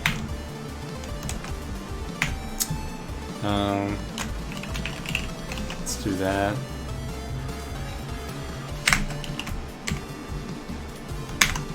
Create function register. Let's go. Oh, did it not work?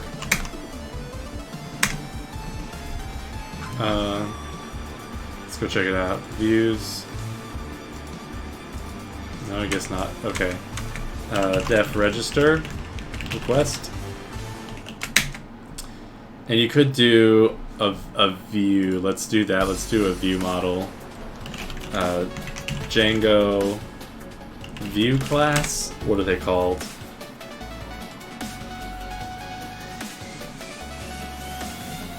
Yeah, view. Django views view. So we're gonna say class register view. Give it a view. Alt enter to import. Thank you. And then from there we can do a get and a post. That way we can handle whether someone comes and lands on the registration form to fill it out or they're submitting it. We can handle those separately. Oh yeah, star args, the keyword args.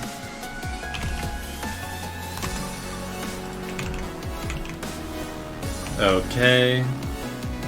And ultimately we will want to render a template. And we'll say register.html.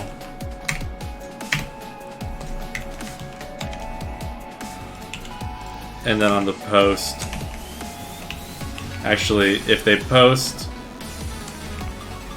you know, on the error, they'll put out the form again. Return form with errors. And on success, log them in. Send email verification email. And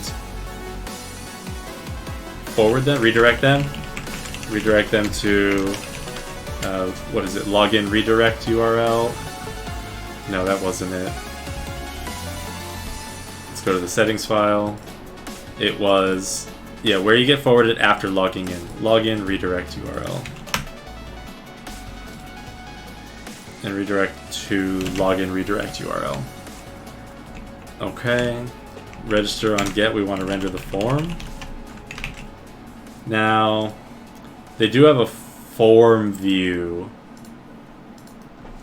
Yeah, okay, template view. A form view might be the best way to do this. Django form view.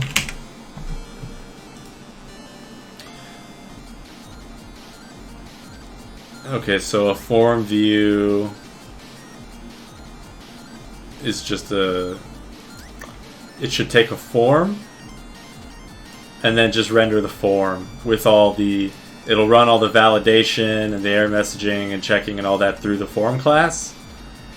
And based on the type of fields they are, it will render the form needed.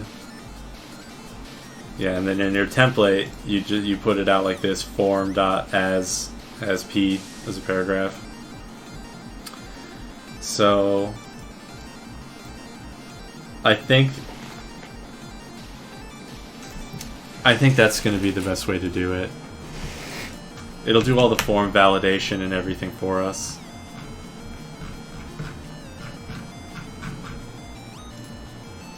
Okay, I'm going to comment this out for now and use this one as a template. So we'll do register view. Template name is going to be authn/register.html. And we can go ahead, yeah, we can alt enter and go ahead and create it. Yep, and there it is. It's blank right now, it's fine. And the form class is going to be the register form. And just to make sure, yeah, we alt enter and there's nothing Django register form. Just make sure I'm not missing anything. Yeah, so there's no registration as part of the standard core. And it's kind of understandable because that you do want some control over that. Okay. Success URL is going to be profile. Yeah, after they log in, we'll send them to their profile.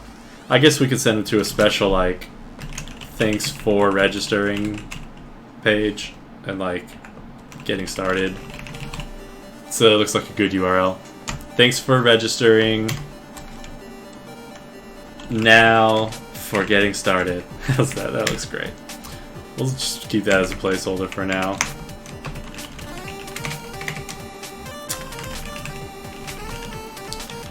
Okay. And these to-dos don't just get missed because if you go down to the to-do, it tells you where you put all your to-do items. Sometimes it does pick up, like in this one it's picking up probably some jQuery stuff, but you can just right click and say like exclude. Okay. Form valid. So this is what happens when it's valid and everything looks good. It should return an HTTP response. Oh, their response is a redirect. Settings dot login redirect URL. So yeah, if they register, we'll just send them right back to the profile page. Well, they're new users, so their profile page is a nice place to send them. Form.send email.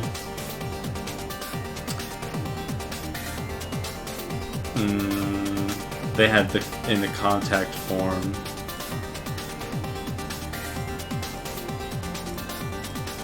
So there is this email user.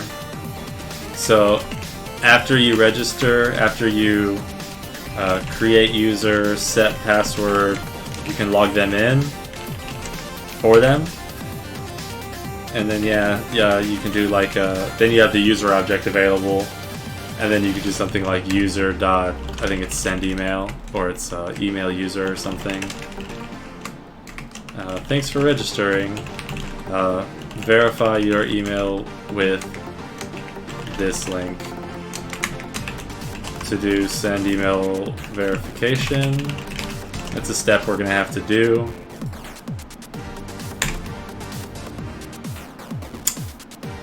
Oh. We don't want a no class. Let's see. Contact view. Oh, I pulled it from here. That's why. Where's the form? Forms.form. Django form. Okay. Import form. Import Django forms form. And then it does have the send email function. But it comes from the base form, which comes from base form. Okay. And base form should have a function called email form. What was it? Send email. That should be in there somewhere, right? Send email. What?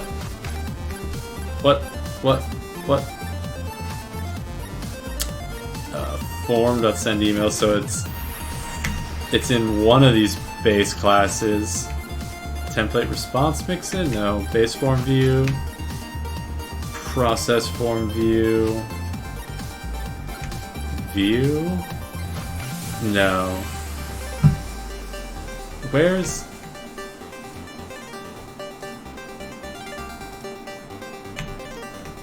okay.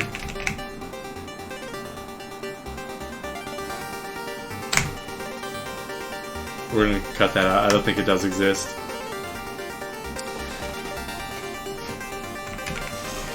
It should return an HTTP response, okay. Okay. Now, register form, we're going to need what? We're going to need a username.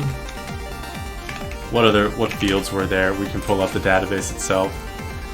There's username, first name, last name, email, password,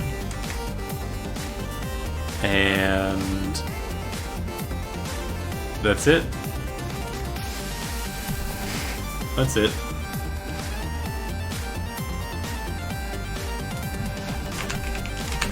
Okay, so we're gonna have to do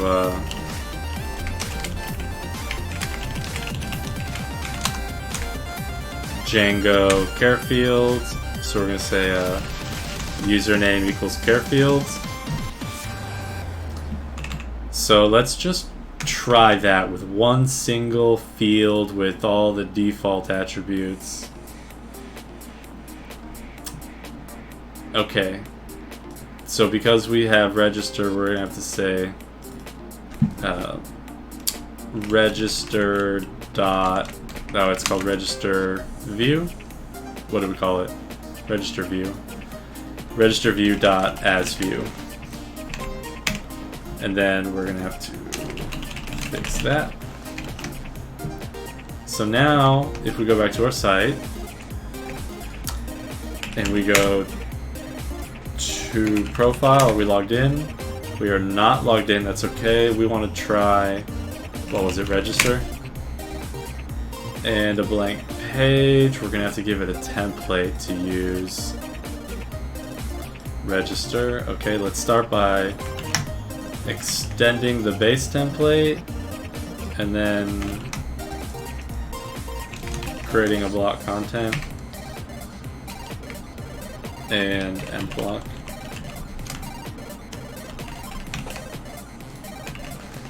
Okay, now we have test. Now how do we print out the form? Well, it showed us in the tutorial here, or the documentation. Let's go back. Wait. Here it is. And form as P. Oh, and the CSRF token. Okay. So now here we can do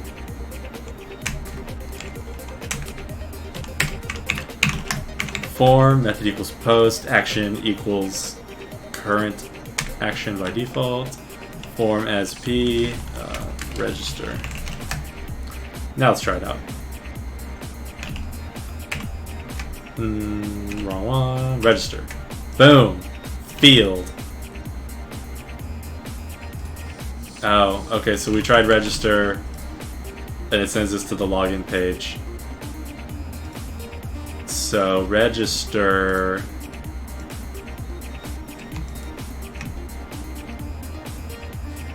Interesting. Register doesn't allow them to access it if they're not logged in. Oh no, it's just where it's getting posted to. Because after they're posting it and form is valid, which it is, then I'm redirecting them to the profile page, which is then in turn sending them back to the login page. Okay, so let's add some more fields here. We need username, first name, username, first name, last name, email, password. Last name, email, and password. I think there is a pass field. No, is it password field? No, let's check. Okay, so now we need the reference for the Django forms.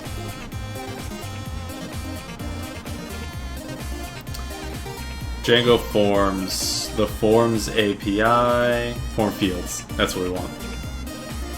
And on the right-hand side, we've kind of got the table of contents on the right. Form fields, core field arguments, required, label, initial, widget, error messages. Okay. Built-in field classes, care field, date field, duration, email field. Let's use the email field. That'll validate it's a properly formatted email. Time fields, No, we wanted a password field. Let's see. A care field. A care field might have a special, like, password hide password view.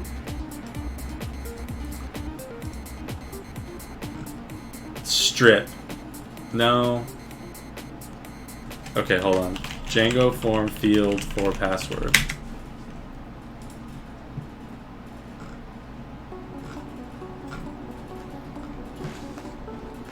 Oh, there it's the widget that we need to set to a password input. Okay. So password is going to be a care field, but instead of using the default widget for a care field, which is the widget being just the text box, that's the widget, it's just a text field for text. So we tell it to use password input, so it's going to use a password instead of a regular text one.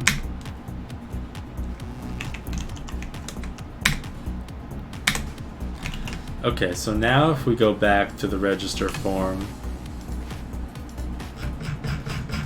after we check out what errors occurred, Django Forms has no attribute password input. Let's see. Let's clean up some of our imports that aren't being used. Go back down here, see if we can satisfy the importer. Bam. Register. Username, first name. Yeah, these. Okay, so let's say... oh, that's interesting. Oh, that's probably just my autocomplete.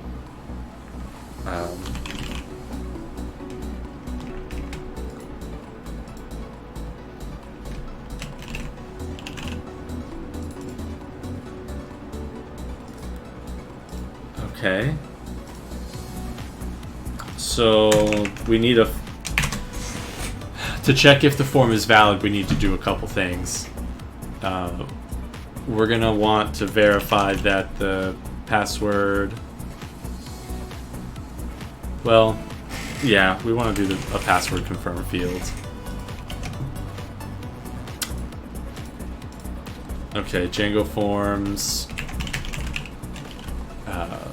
validation function.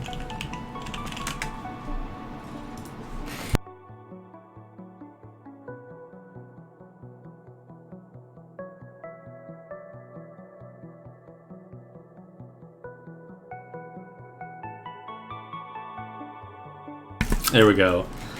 So if you create a function called clean underscore field name, no, that's not it.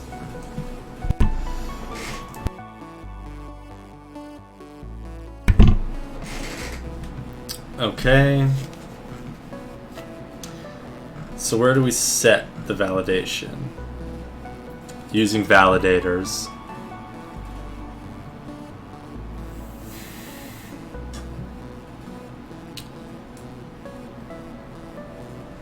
Okay, this is showing us how to make a validator, but I'm not sure if this is what we want. Yeah, so if we... okay, that's what I was looking for. We can create our own validate function, but the important thing to do is call super, so that we're not completely overriding it. We're still running the parent one and then just adding on to it. And in this case, their example is showing you like, we're going to validate the emails. So in this case, we're going to say ensure password fields match. Otherwise, what does it throw? Import validate email. Where's validate email? Now what does that throw? Go back.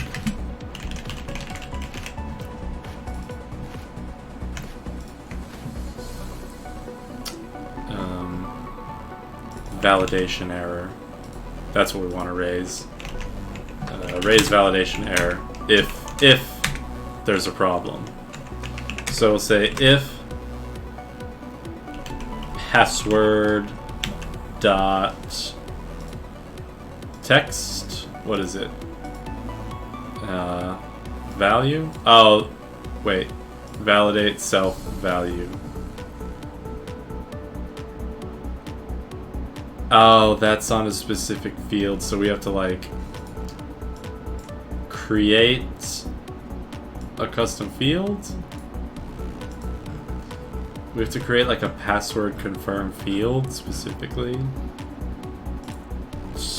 No, I'm missing something here, so let's actually see. Hey, it's Duf Karakadihi. Welcome back. Good to see you here. So, Django form validation.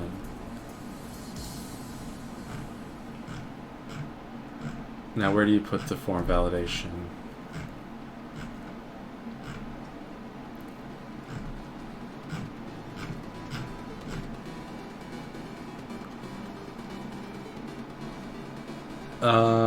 Okay, so it's gonna automatically run the validation, I guess, in our form view here, but clean email. To validate a single field on its own, you can use a clean in your form. Okay, so it is that we want to do. Instead, we want to do a clean password confirm. And if self.password.value is it care field? How do you get the value?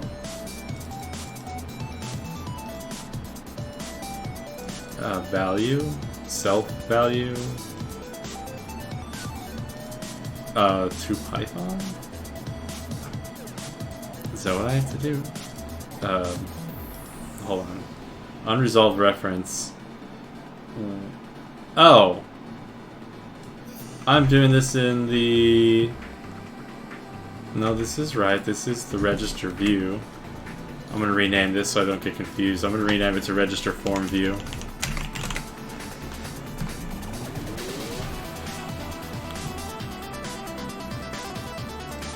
Okay. So this we want to call super. Wait. Yeah. For each one, and then we're gonna say. Wait.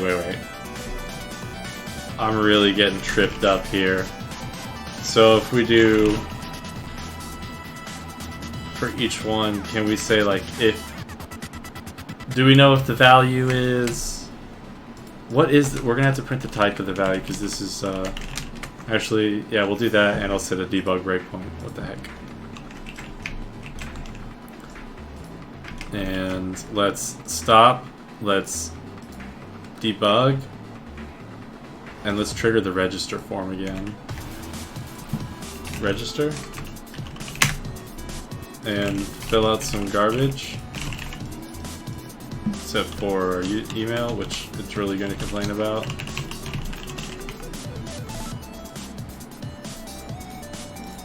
Okay.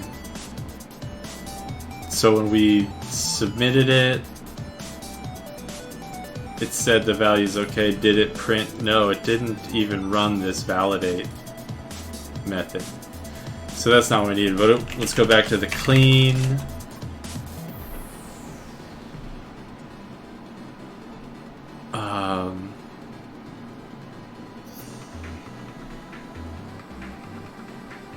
It needs to go on the form. That's why derp. Yeah, the validation needs to go inside the form class. Let me shrink up my editor. Okay. So if we do valid, go back to validate. Now if we run it, hopefully it will print out some stuff to the console.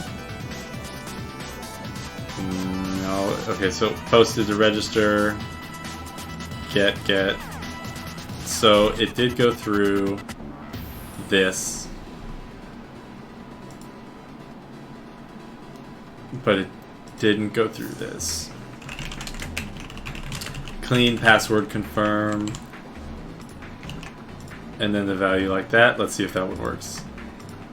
Go back. Go, go, go. Yeah. Missing one required positional value, but we do have that.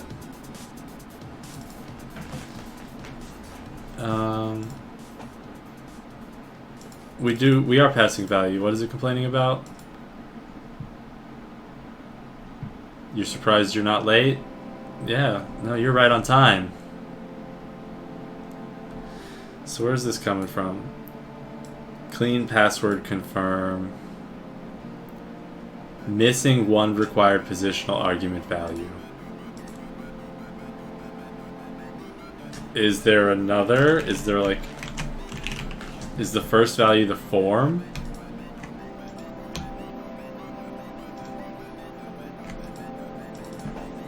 Does it give you like the form in the value?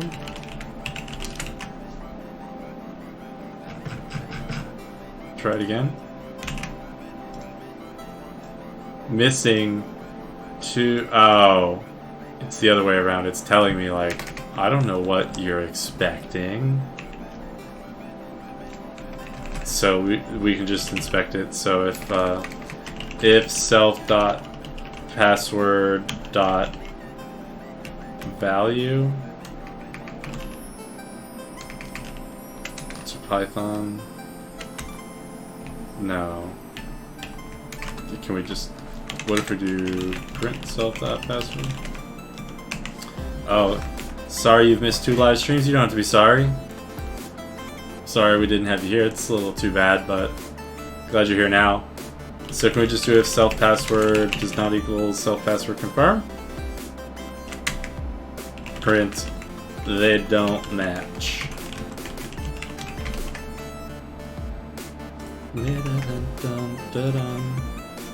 Register form has no attribute password.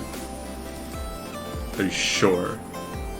You sure it doesn't? Because I'm seeing one right there. I guess it's not... I mean...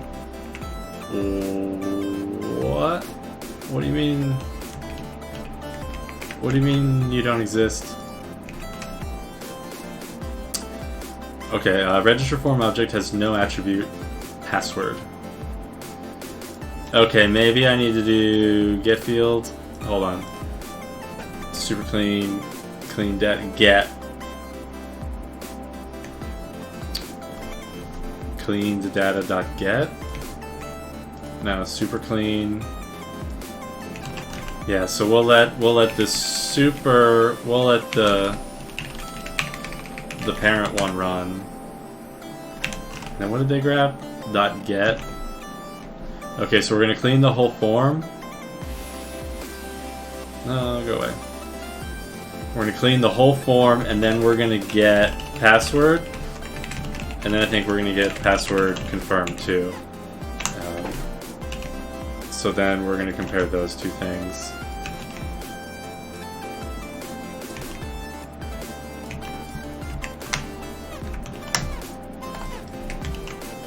Okay. Let's do else, just so we can at least ensure that our method's being called. Okay, so that looked like it worked. Let's go check the logs, console. Yeah, okay. So they matched, which is awesome. Now, what do we want to do? We want to do register. Oh, close. How do you close it? Okay, run. Register.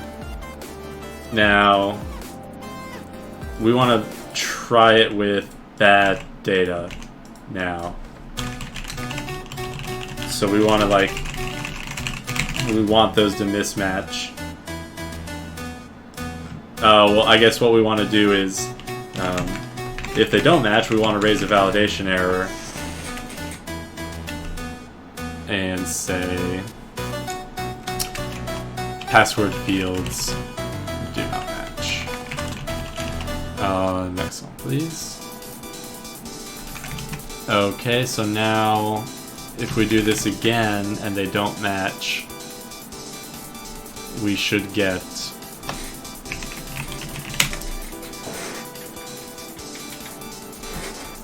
okay, fill it out, fill it out, fill it out, email, and mismatching passwords. Awesome! It even put the error message that we raised right on the field. And if we look at it, it should give us like class error list. So it's a list that we can hide the bullet or style the bullet and make the font red and do whatever we want with it.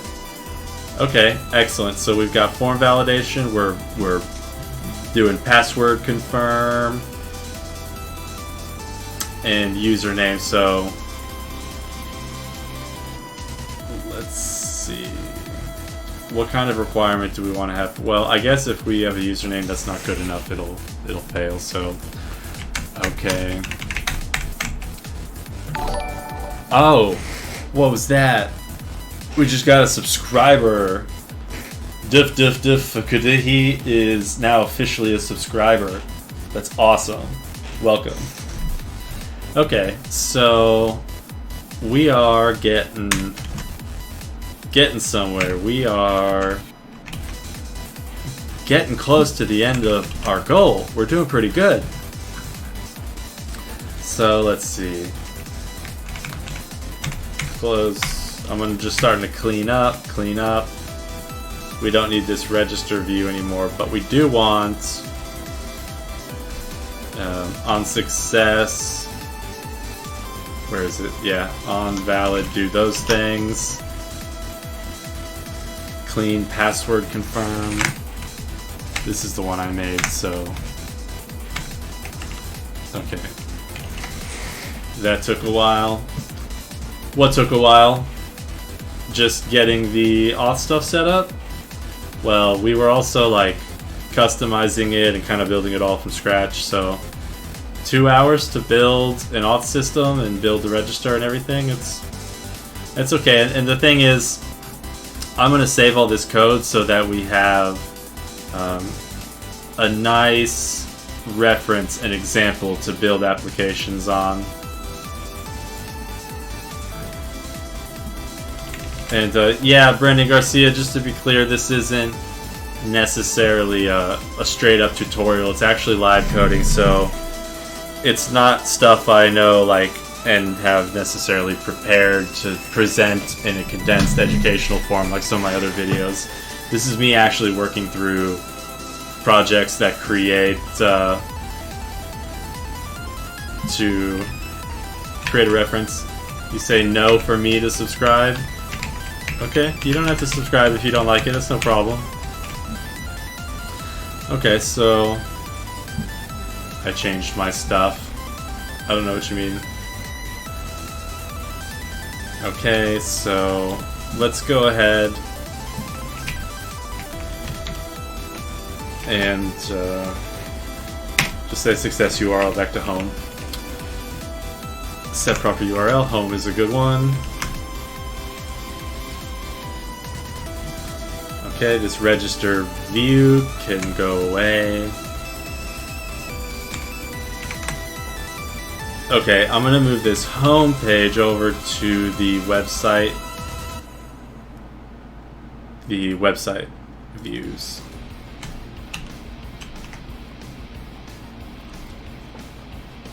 Oh, I see what you're saying. Got it. I understand now. That took a while for you to subscribe. Well, it's better late than never. Okay, so we got a home. We need to go update our URLs and say home is coming from somewhere else. Home is coming from website home. And profile, we'll leave that with the auth stuff too. What else? What else do we need to do? I'm thinking here. I would like to add a profile model, but we don't have to do that here. We can do that outside of...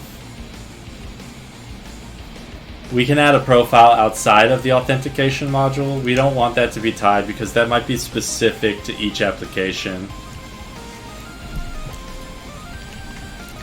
So we'll leave this as a little placeholder, the profile one. But it's not going to do much for now. Okay, so we got register. Register is all good. Oh yeah, we need to...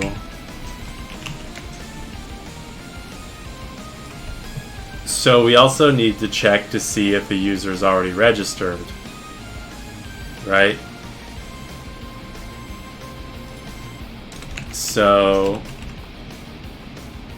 Well... So we can do that after form valid. What we can do is say like...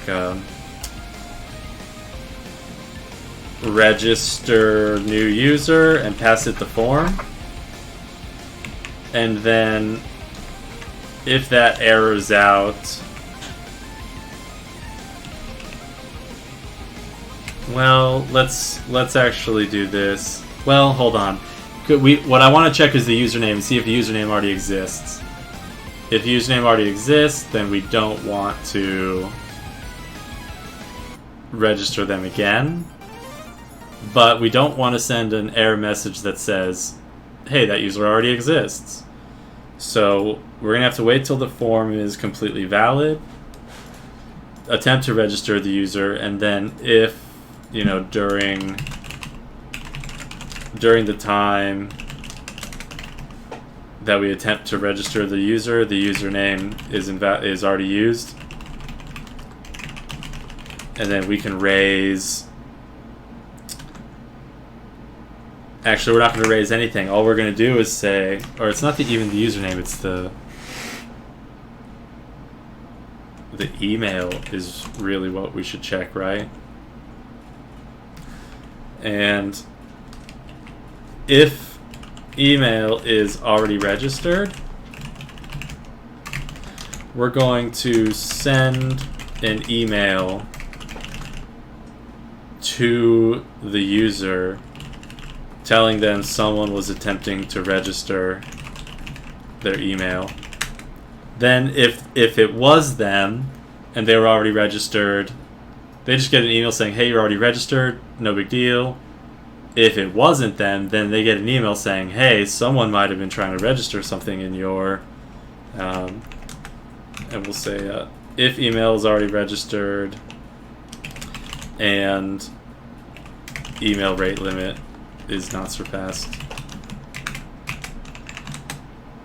Oh, the music ended completely.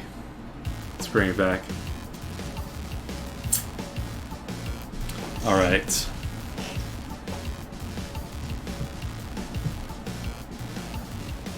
I'm gonna take a drink of water.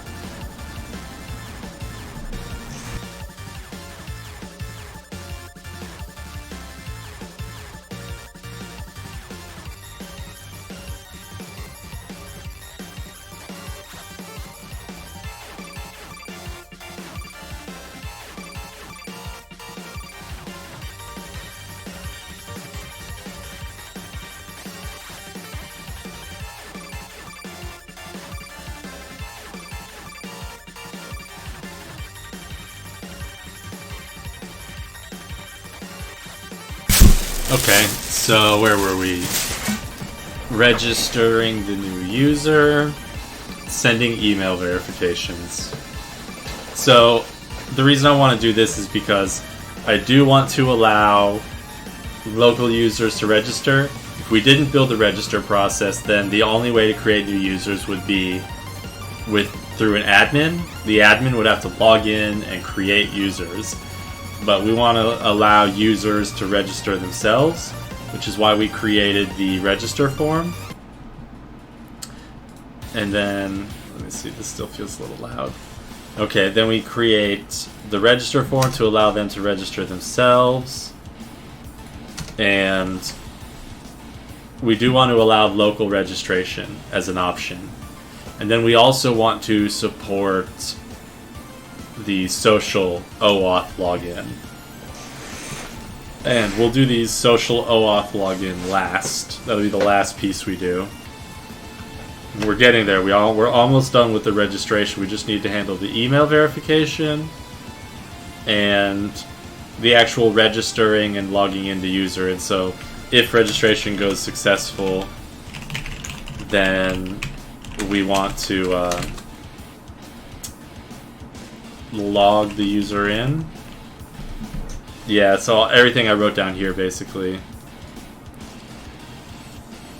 We'll figure out where the best place is for that. And okay. So what do we want to do here? We got the form. Now how do we get the form values? Let's say import pprint pprint.preprint form. Let's try this out. So if we just go in with the let's do /register, and then I'm going to bookmark this. Oops.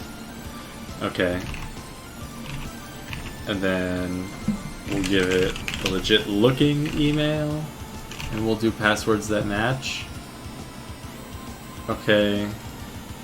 So it looks like it did. We got the form fields. That's okay. How do we form get field? Django form get field. Is it? Wait, we already did it before, right? It's a .get. Yeah, we did it up here. Cleaned data. Oh, I think there's a cleaned data. Okay, let's see what they say.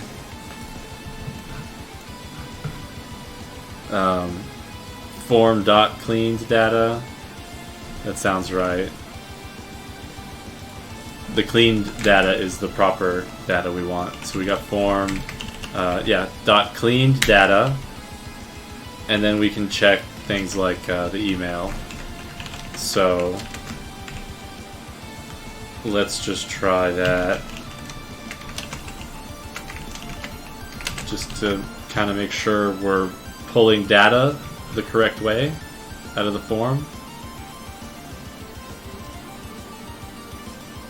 Okay. Now if we go back, okay, great. Email. So now we can access all the form values here. So we've got cleaned data email, cleaned data.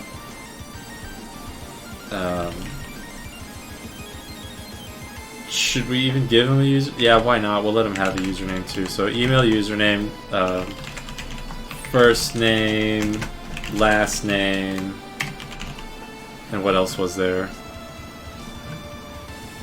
Username, first name, last name, email, and password. Okay.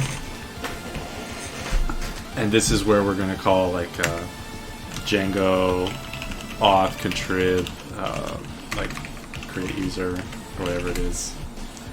Okay, so let's go check. We want to go check the well, we want to see if email's already in use, right? Django might enforce that already. So let's see here. We want create user. Create user. Models, user manager, create user. The user model has a custom manager that has the following helper methods.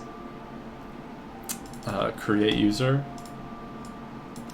Okay. That looks okay to me. And we'll want to drop in the password and drop in the email and see if break that apart and do alt enter. Oh, it doesn't find it. Alt enter. So is it user manager? Yeah, import user manager.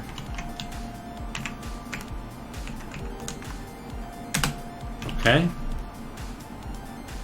And then the extra, I think we can do first name equals, and put this, and then do last name equals same thing. Okay. Wait. Oh, I have to.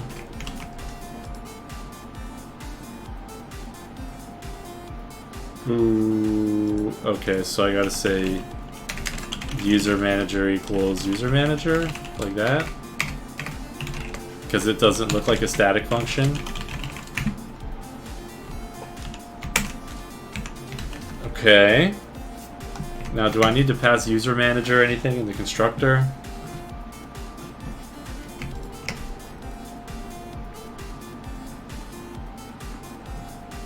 No, doesn't look like it. Okay, let's close that. Let's go back.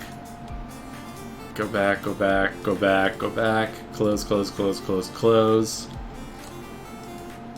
Okay. This will actually create the user.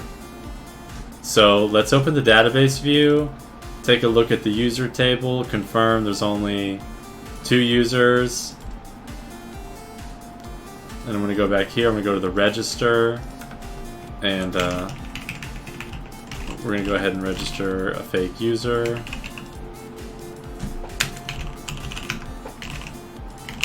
Okay. None type has no attribute normalized username.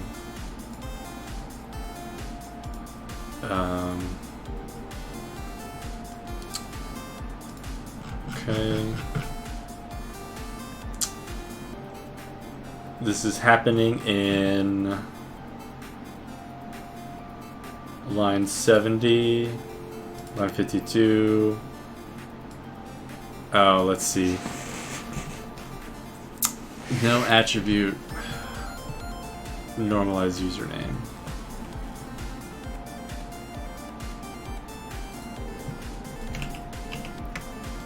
Let's see, Django, create user, documentation, create user. The username and passwords are set as given.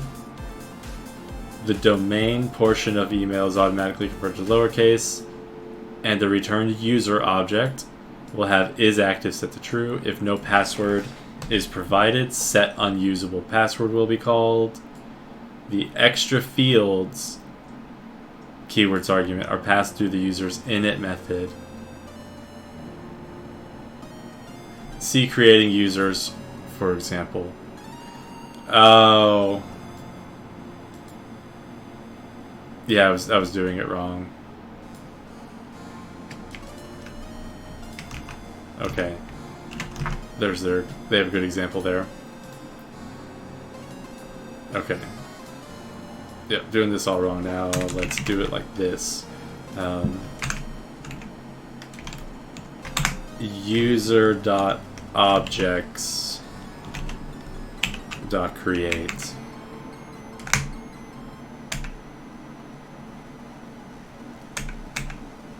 Okay, and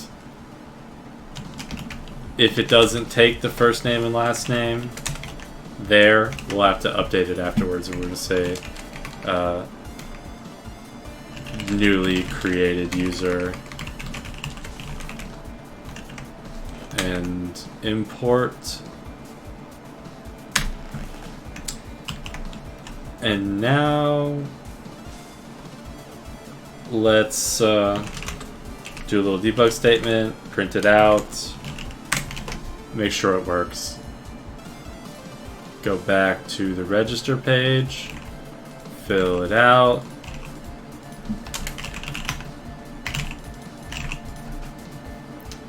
Now let's see what the debug statements look like. Okay. Okay. That looks good. Let's check the database. It should have created our user. There it is. Date joined is set. Last login's null. It did accept the first name and the last name values. Okay, we're good to go there. That's beautiful. Okay, so now we've got a newly created user. Now what we actually want to do is log the user in. Log user in. Then redirect. Actually, it'll redirect here. So that's fine because the form's valid. And what happens if we raise some? What happens if we raise an exception here? So let's try that again. Can we just no? Okay. Unique constraint failed. Perfect. That's good. I wanted to test that. So if we do a try, then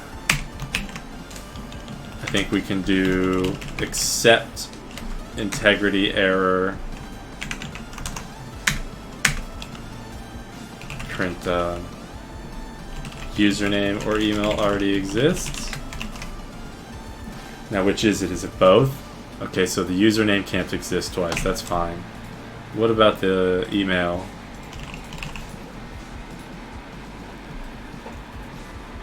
Oh, well, I arbitrarily raised one, so okay, it just errors out there. I guess what I could do is, if that doesn't work, I can return false, something like that. And then, like, if it errors, return none or return false or something. Then that way I can see, like, user equals registered user. If user is none, like, you know, it may have already existed. Or I can return the... I guess I could just do a try catch there around that. So this would be accept integrity error.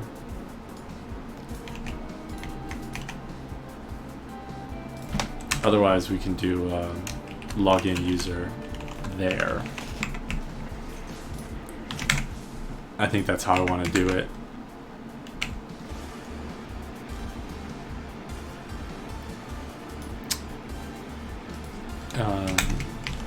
And we'll just let the exception bubble up. Okay, cleaning this up, clean up. So it checked to see if the username already existed, but it didn't seem to care if the email already existed. Oh, hold on, I'm gonna have to clean up the debug log. I'm getting mixed up. Okay, go to register. Okay, with start, go to register. We're gonna register Mr. Asdif. I think he might be related to Dif Kidah. We'll go Asdif. Okay. So we did. We did get an integrity error there. That's fine. And actually what we would have wanted to do there is raise a validation error. Is it too late to do that?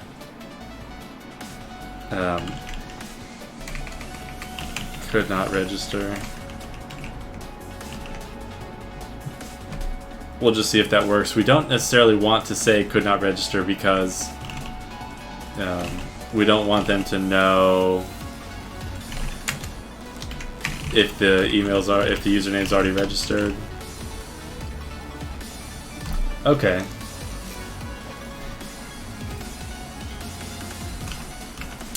So it's a little too late to raise the validation error.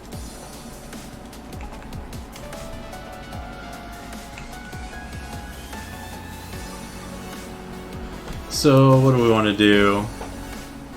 Integrity error. It could be the email or the username, or is it just We'll change that, but not the email. And then what happens?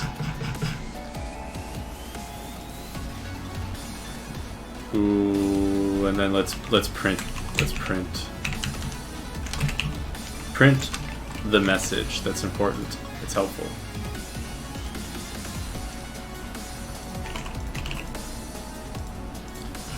Okay, unique constraint failed off username. Let's add a longer username, but the same email. Okay, so that still worked. So it looks like there's no email constraint. You can register the same email. So I don't want to do that. We don't want it to do that. We only want you to register your email one time. And so what we're going to do is check if email already exists. Skip registration. Say thank you. We sent you an email regardless. We're going to say that regardless. Skip registration. Email user saying attempted registration, but this email is already registered. So we're not going to tell them right on the site, right there, that it's already registered, because that's kind of private. We don't want them to know. So only if they are the actual person will they get the email. Okay, and maybe a link to forgot password or something.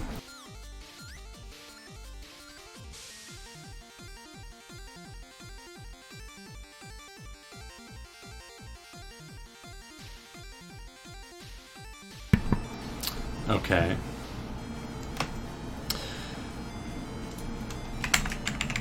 If email already exists, skip registration, and then we're just gonna, so we'll probably return early.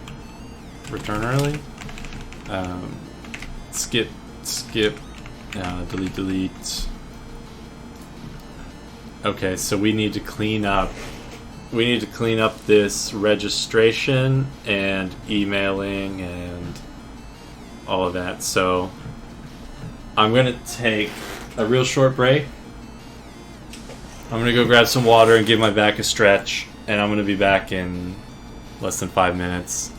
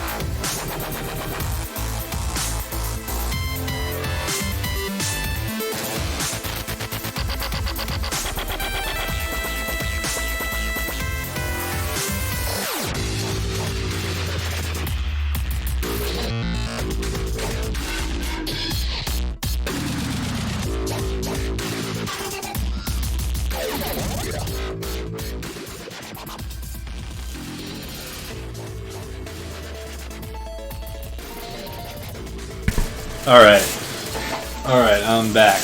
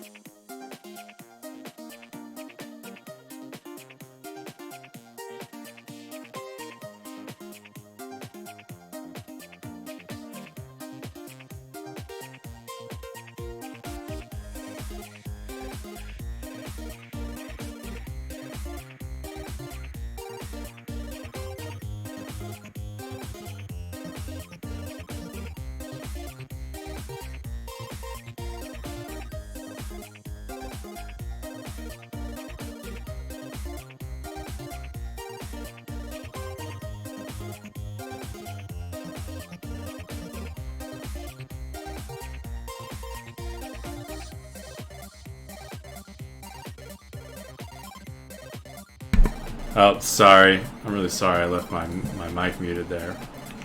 So, where we were leaving off is we were looking at finishing up the registration.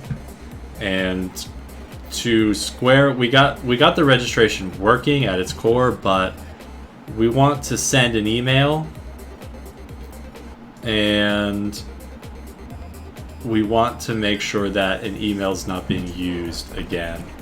So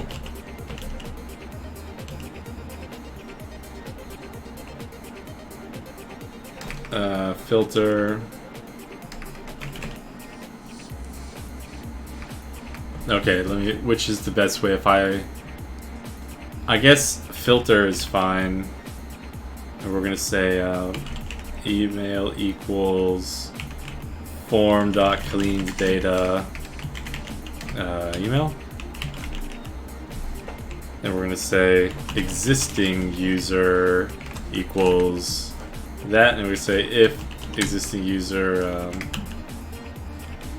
is empty.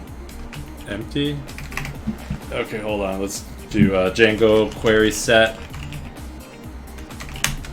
and see what it is. I think they have a function to check to see if it's empty. .none. Call it no. Creating none will create a query set that never blah blah blah. I want to see if one is empty, so we're going to say Django query set check if empty.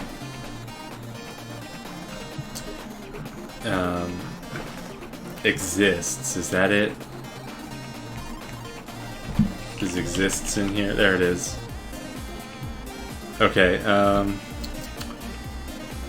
don't use this if all you want to do is determine if at least one result exists. It's more efficient to use exists. Filter, okay, dot exists. Find dot exists. User exists. Or was the email exists?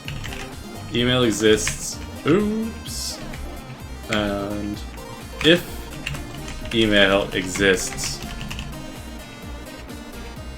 then we can raise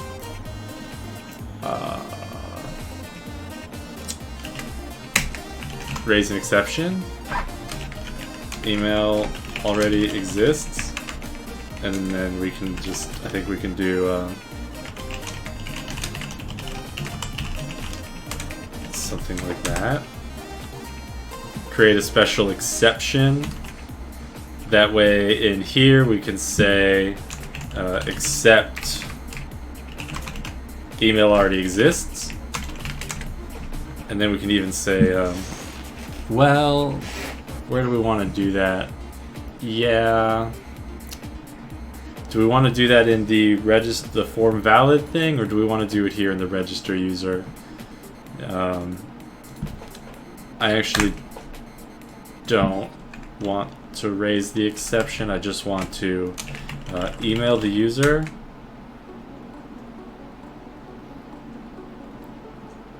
And okay, this is what I want to do. I want to say existing user equals this, and then we want to say if existing user dot exists, then we'll email the user. And this way we could say existing user dot email user. There should be just an email user function. Django email user. Oh, I did. Okay. Email user? Yeah, there it is.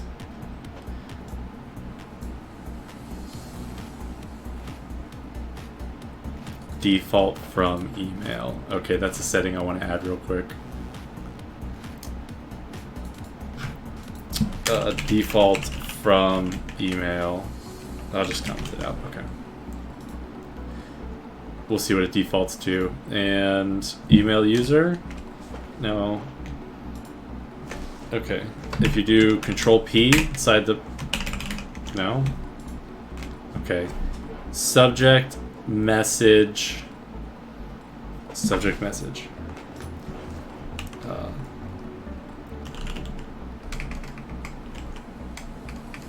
Attempted registration on site. To do put email subject body in template with I-18 and translation. We'll do this in a minute. And it may be boring, but I'm trying to do it as proper as possible in that sense. Like, not trying to cut as many corners as I can, but maybe cutting in 1, 2 here or there. So anyway, where were we? That's the subject, and the body will be hello, someone attempted to register your email address at blah blah blah at our website, but you are already registered. If you forgot your password, click this password, click this password reset link. No, we'll just say, yeah, why not? We'll just treat it like a password reset request, password forgot, and we'll give them a password reset link. Or we'll just say, visit this forgot password page. So we're not going to bother generating a token and all that unless they actually go through with it. Okay. And then after that we can just return? Or no, do we still want to raise?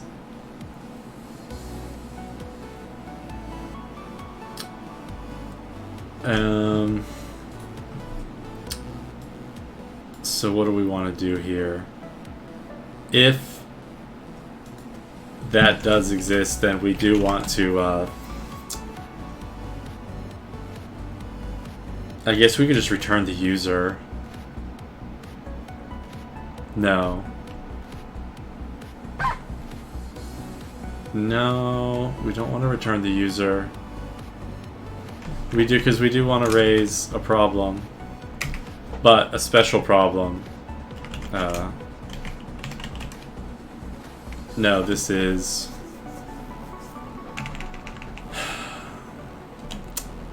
User already exists. So it would be kind of the same thing. It would be an integrity error. Why not? And then... Yeah, so username or email already exists, so it's just gonna pass. And then send them to a thank you for registering, an email has been sent. Okay. And we'll actually just turn that into a response. Okay, so if it... doesn't have a problem.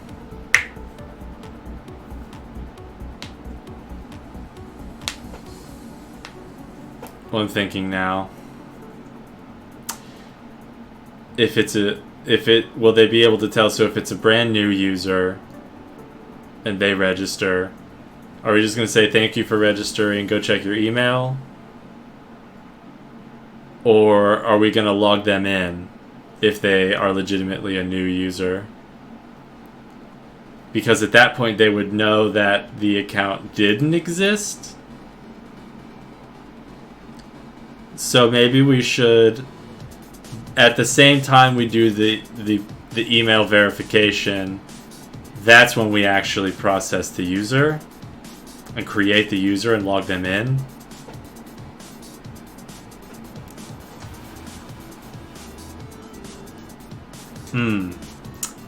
I don't know. I think that might be the way to do it. That way everybody gets treated the same. If you have an account already and you don't have an account and you try and register, it just says thank you, an email's been sent. If you were registered, then it just says, hey, you're already registered, here's the forgot password link. If it doesn't, if the user does not exist, then we're going to create the new user. And then no, we don't even want to do it at that point. We don't want to do it till they click on the link in their email. Okay. So I'm going to run through this process. They run through the register form, and then after they fill it out, it just says thank you for registering, we sent you an email. Then they go check their email. The only way to log in at that point is to go check your email. Well, they filled out the password already, though. So should we let them log in? Is it a big deal just to let them know that somebody didn't have an account? I'm a little torn and confused on this now. I'm gonna come back to that. Let's just log them in. Now let's see. Django, log user in.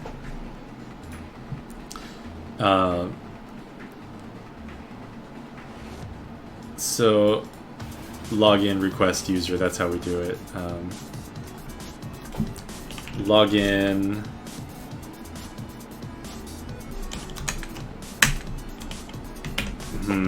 We have to give it the request. Do we have the request available in the form object? Django form object. Does it store the request?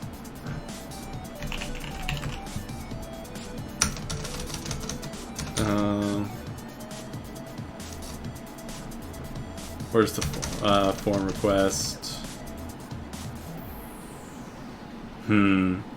So do we have to pass the request down? So where's the view?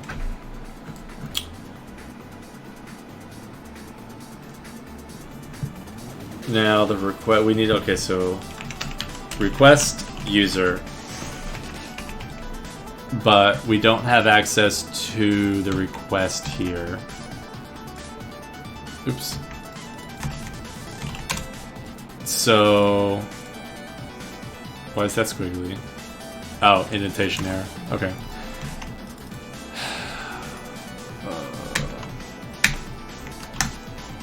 Request.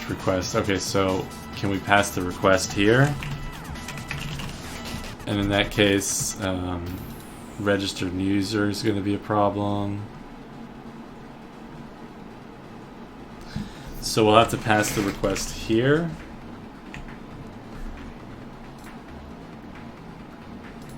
Okay, so is it on self.request?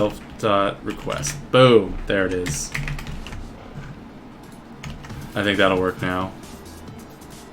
So then if the user registers, they get create and login user.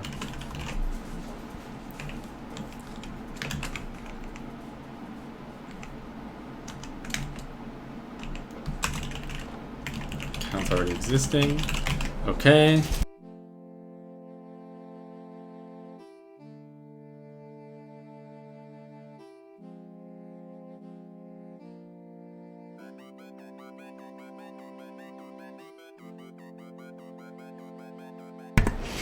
Okay, let's see. Let's try it out. We don't even need there. Okay, okay. Okay, so now, well, we don't want to return the response. Actually, if they logged in. Okay, if there was an error, we'll just say thank you. If they registered successfully, we will return an HTTP response redirect to settings dot where you log in after you redirect.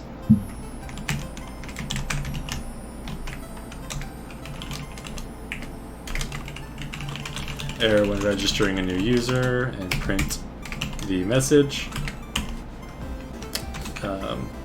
E. Okay, we're gonna say email already exists. We'll go ahead and print out the email, which is form.cleaned-data email.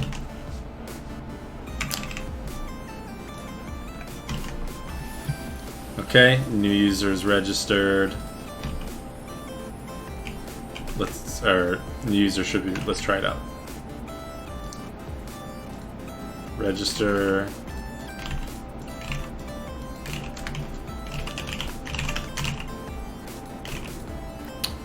Query set. Oh, we got to get the first object out of it. So where are we getting the user? Okay, existing user. It exists, but we got to do. I get Ooh. we can't just do that, can we? That'd be kind of sick. Dot first. There should only be one ever possible. Thank you for registering. An email's been sent. So that's what it says if, man. So they're gonna know whether an account exists or not. There's no way around it unless you don't even let them log in or create a password. You'd have to basically say, hey, do you want to sign up? Give me your email address. If you give me your email address, I'll send you an invite registration link. And then from there they can do it. So I think that's really the way to do it. So instead of all this, we're gonna say when the registration form is not even accessible without a valid token.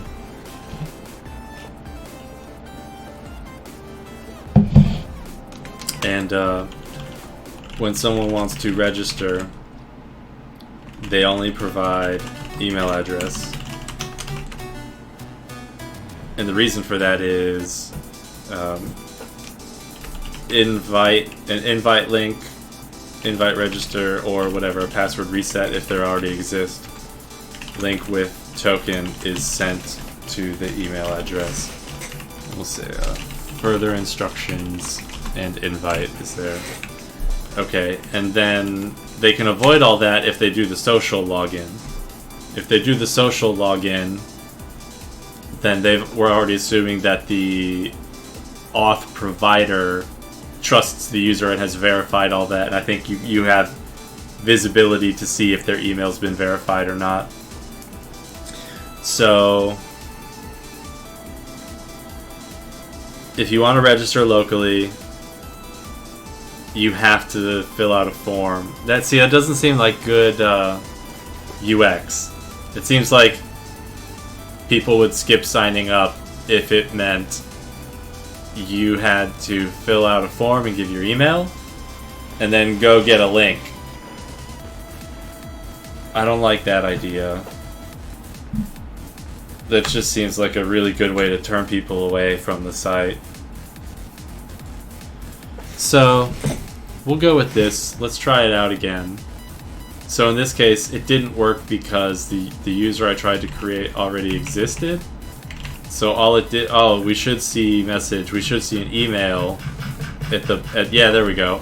So this is what would have been sent from webmaster at localhost to the person who tried to register but was already there. It says, hello, somebody attempted to register your email address at our site, but you are already registered. If you forgot your password, visit this password forgot page. And then we got the log message. Okay, so that's good. That's looking good, looking good. Now what I want to check is a new user. If I do a totally new user, it should let me, it should accept it, and it should log me in. Boom, it did. It logged me in, and it said, hello, here's your private profile. We can log out, we can log in again. So, okay. We got the auto login on after the register. Now again, because this is a demonstration app and it's meant to be a template, we'll leave some flexibility to be customized there, but we set up the local registration when it does the make sure username doesn't exist, make sure email doesn't already exist. Okay, so we can start cleaning this up. I think we're done. We're done minus the email verification stuff, but that's another step. Hold on. Send email verification on success. Log them in. Redirect. Yeah, to do send email verification. We know that, and we want to do that actually here. Right after we create the user. Well, let's log them in and then send them an email verification just in case the email takes too long or fails or something. Then hopefully the login will still work. Okay. Rate limit the email. Yeah. Send, well, yeah, if they repeatedly register, we don't want them to be able to spam, so we'll want to make sure things are rate limited.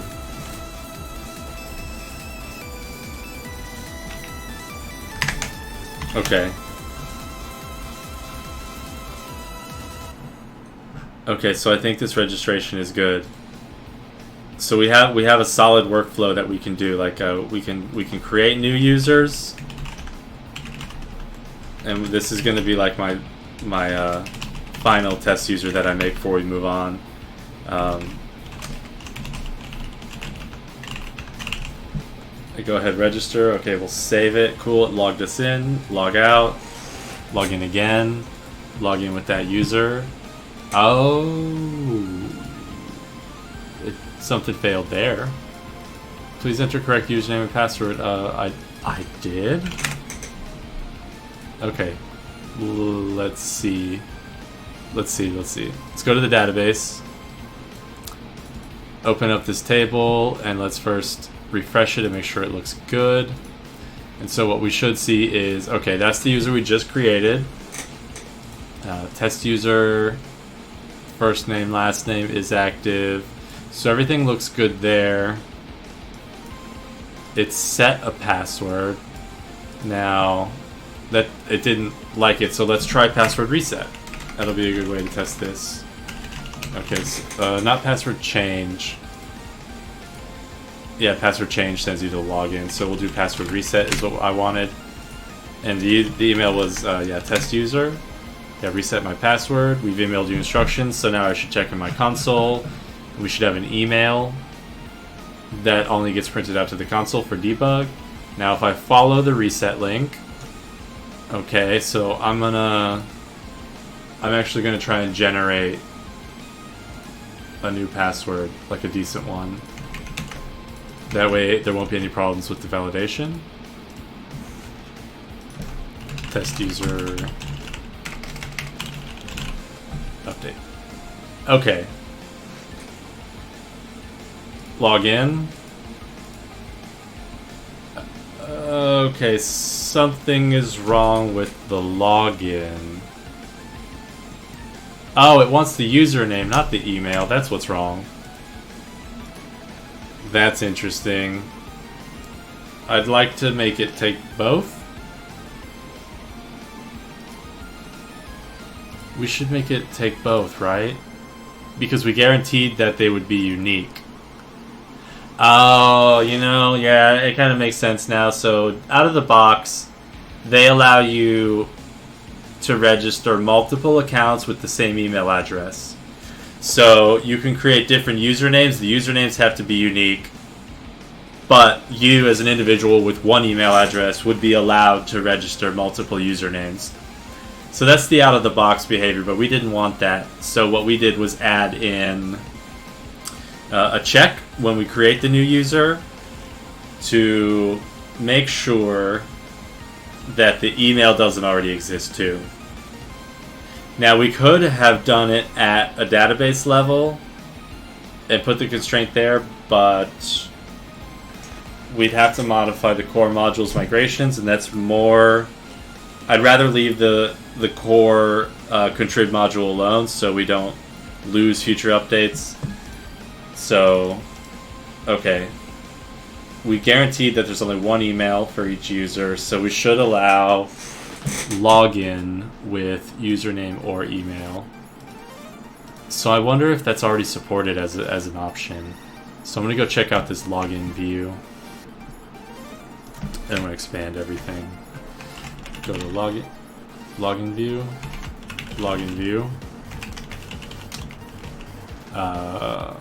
I lost it. URLs. Login view. Okay. Form class authentication form. So we would have to override this authentication form, I think. Base class for authenticating users. This is the actual form. Yeah, so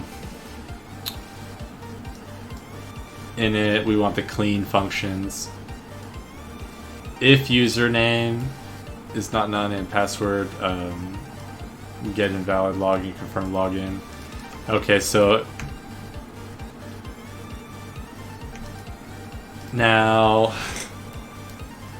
could I just take the email and look up the username? And so like keep everything as is except make one slight modification where instead of username equals... Now this is the core file, so I don't really want to change it here, but I'd be overriding this authentication form.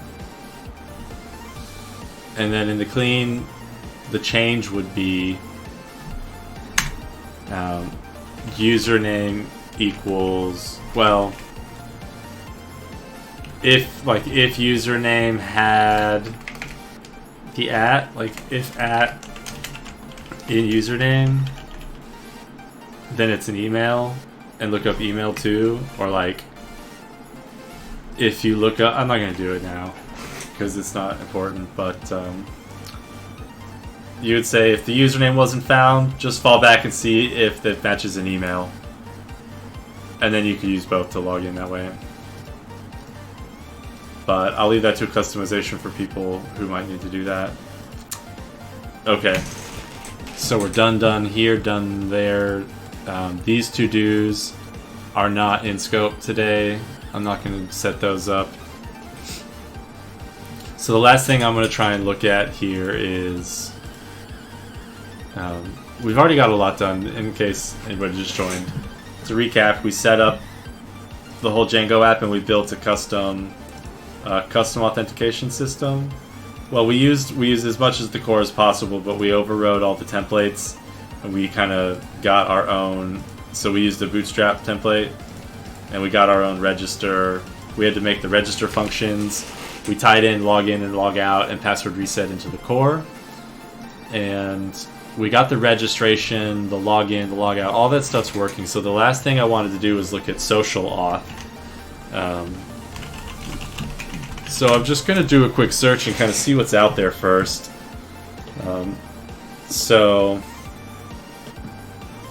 Well, I did Discord. I should have done Django. I want to do it with Discord. So, like, I might have to go to Discord app, the Discord developer portal, and then we're gonna have to create, or rather, a new application, and that's gonna be social auth. I believe this is what we're gonna have to do, and then scope. So when we do auth, the scope that we want is gonna be identify. We just want to know who they are and who their email is. We don't need to see their messages. We don't need anything else, and we will have to set up a public URL. Okay, so let's see if there's some tools that'll help us do this.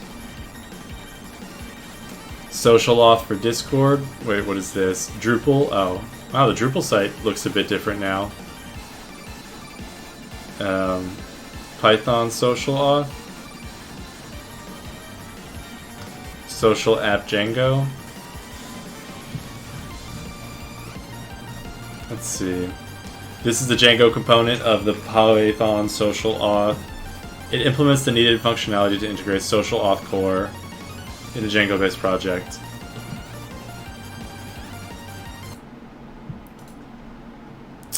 Okay, so how does it work? Is it something I can just drop in that'll work well, you know, even if they already have registered? So actually, before I mess with that and start incorporating that, I'm going to go ahead and commit the code that we've got. So let's take a look. Let's add a README. And in the README, we're going to do... this is a Django auth example. And a simple Django project to demonstrate how authentication works and can be customized. This app has a basic register, basic register, login, log out, password change, password reset, and what else did it have?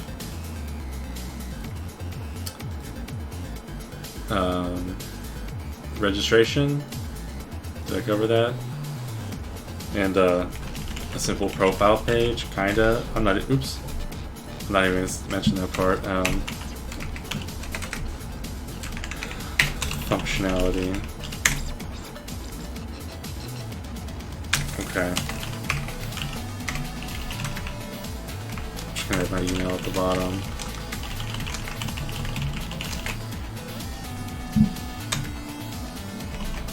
Okay, I mean, I really don't know what else to say right here. I'm just going to leave it like that. Actually, I'll leave a link to the live stream.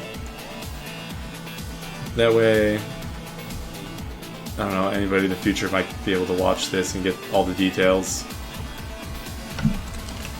Live coding recording. Okay, that looks good. Good enough. README's good. I need to add a git ignore. And I want to ignore all the database files. I want to ignore the VM, any PyCache files, any PyCache directories. I think that's it. We can do a Get status. We'll have to do get init first. Get status. Get dot idea. That's the JetBrains folder. Get status. Okay. So now we can look and see. Make sure it didn't add anything we didn't want it to. Oh, it did. I don't want to add the static directory. That one shouldn't get added.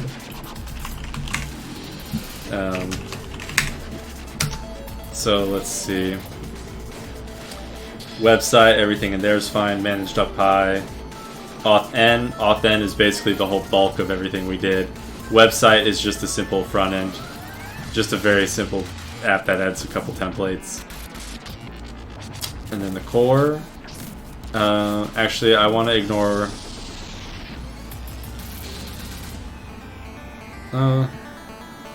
settings is okay. There's nothing secret in there.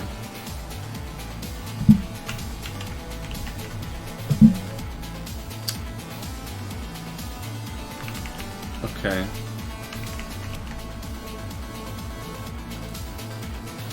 Now let's get this up into Git. Git reset, Git add, Git status. We're gonna say basic registration and login, logout functionality. Stable. Call it stable. We're gonna have to create a Git repository. So let's go to GitHub. Let's say new repository under Dev Dungeon, and I'm gonna call it Django auth example. Simple registration and login, logout. Let's see.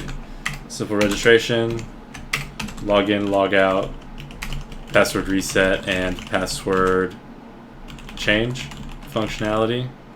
App project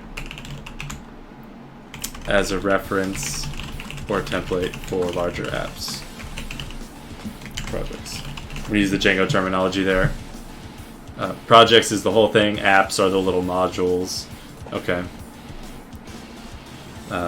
Copy that URL, and then in the terminal we can say git remote add origin paste, and then git push origin master, and then that should be it. It should show up now if we do a refresh. Okay, so the code now shows up on project. Oh, okay. Just make sure the link works. So now we can mess with the social app, which is like the last little piece I wanted to look at, and let's see how we're doing on time. Let's see if we can do this in the next 20 minutes. Let's see if we can. Social core backends. Yeah, so it's not a ton of workflow.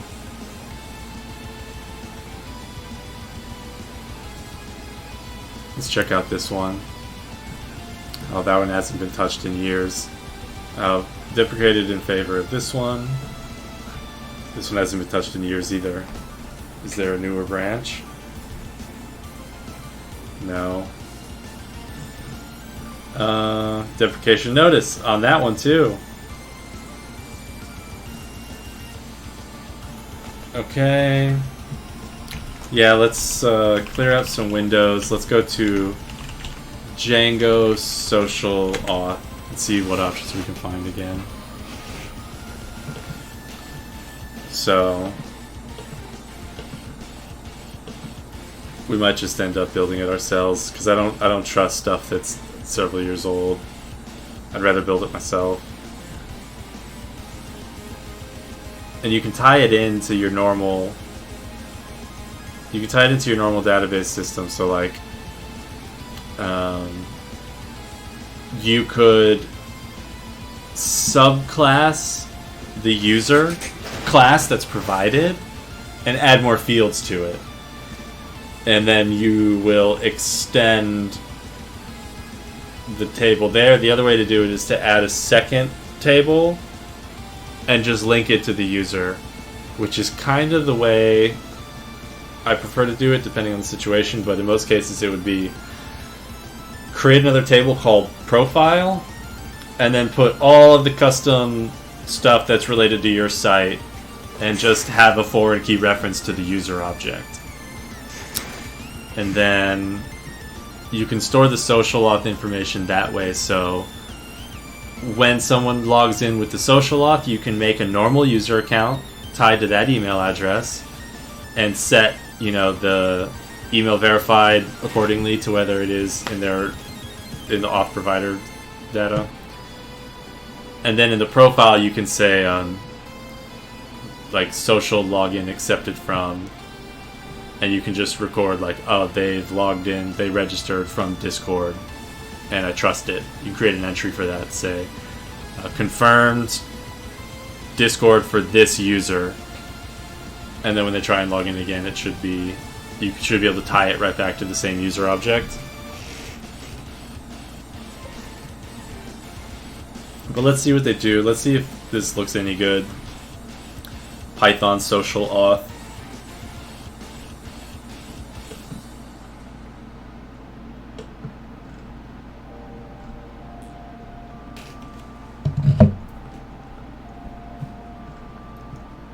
Storage. How do they do it? How do they store the social user? The model associates a social account data with the user in the system, so kind of what I was describing. It contains the provider name and the user ID, which should identify the social account in the remote provider, plus some extra data, which is JSON encoded. And the different providers provide different data. That's something to keep in mind. Like, not all of them will provide every field, so you can't necessarily just build a master solution that covers all of them, but you should at a minimum always get like some kind of user ID, some unique user identifier, but that's not guaranteed to be unique across all the systems. Like, someone might log in from GitHub with Bob Joe, and then someone might log in from Twitter with a username named Bob Joe. So you can't just assign them both to the same Bob Joe, because they're two completely different Bob Joes for two different services. So you have to take that into account too. Yeah, this all looks... it's all deprecated. This stuff's all old. How old is this one? 2017? This is in Launchpad. Is there a upstream? Give us an upstream.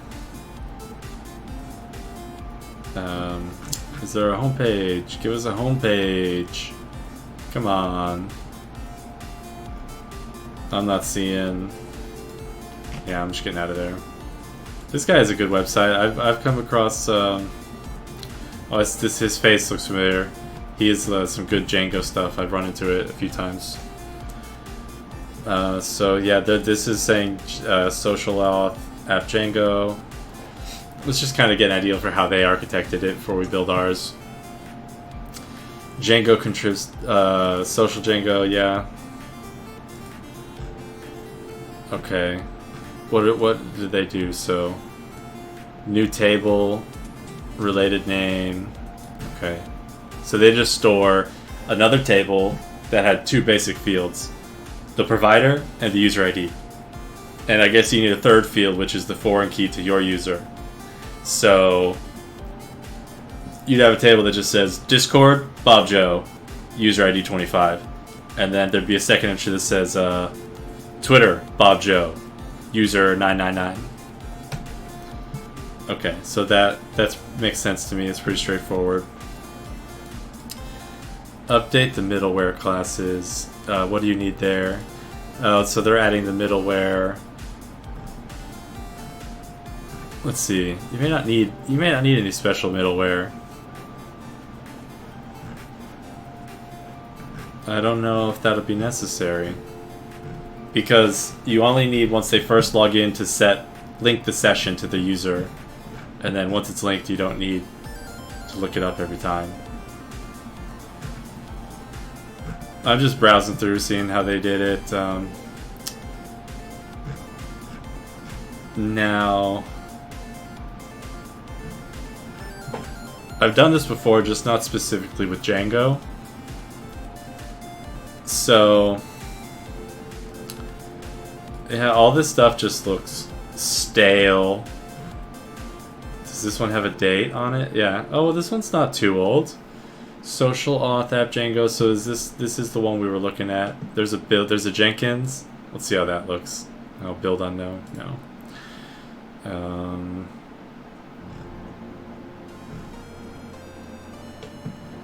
Let's check out their docs again. Let's give it another second look.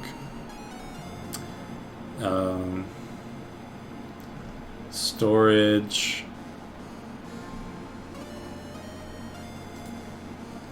Different frameworks support different ORMs, yeah.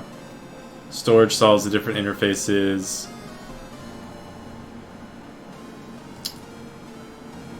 When implementing yada yada. No, this doesn't. Let's try the Django configuration again. Okay, so you add the app, add an engine for storage. So in this case, they're using Mongo. So they're using a potentially completely separate database. I mean, I suppose you can completely separate them, but there's no reason to. So what we really want to do is set up an authentication backend.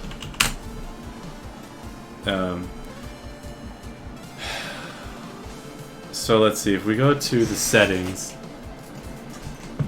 and let's see, I honestly think it's going to take too long to get through all the social auth stuff if this is the route we have to go.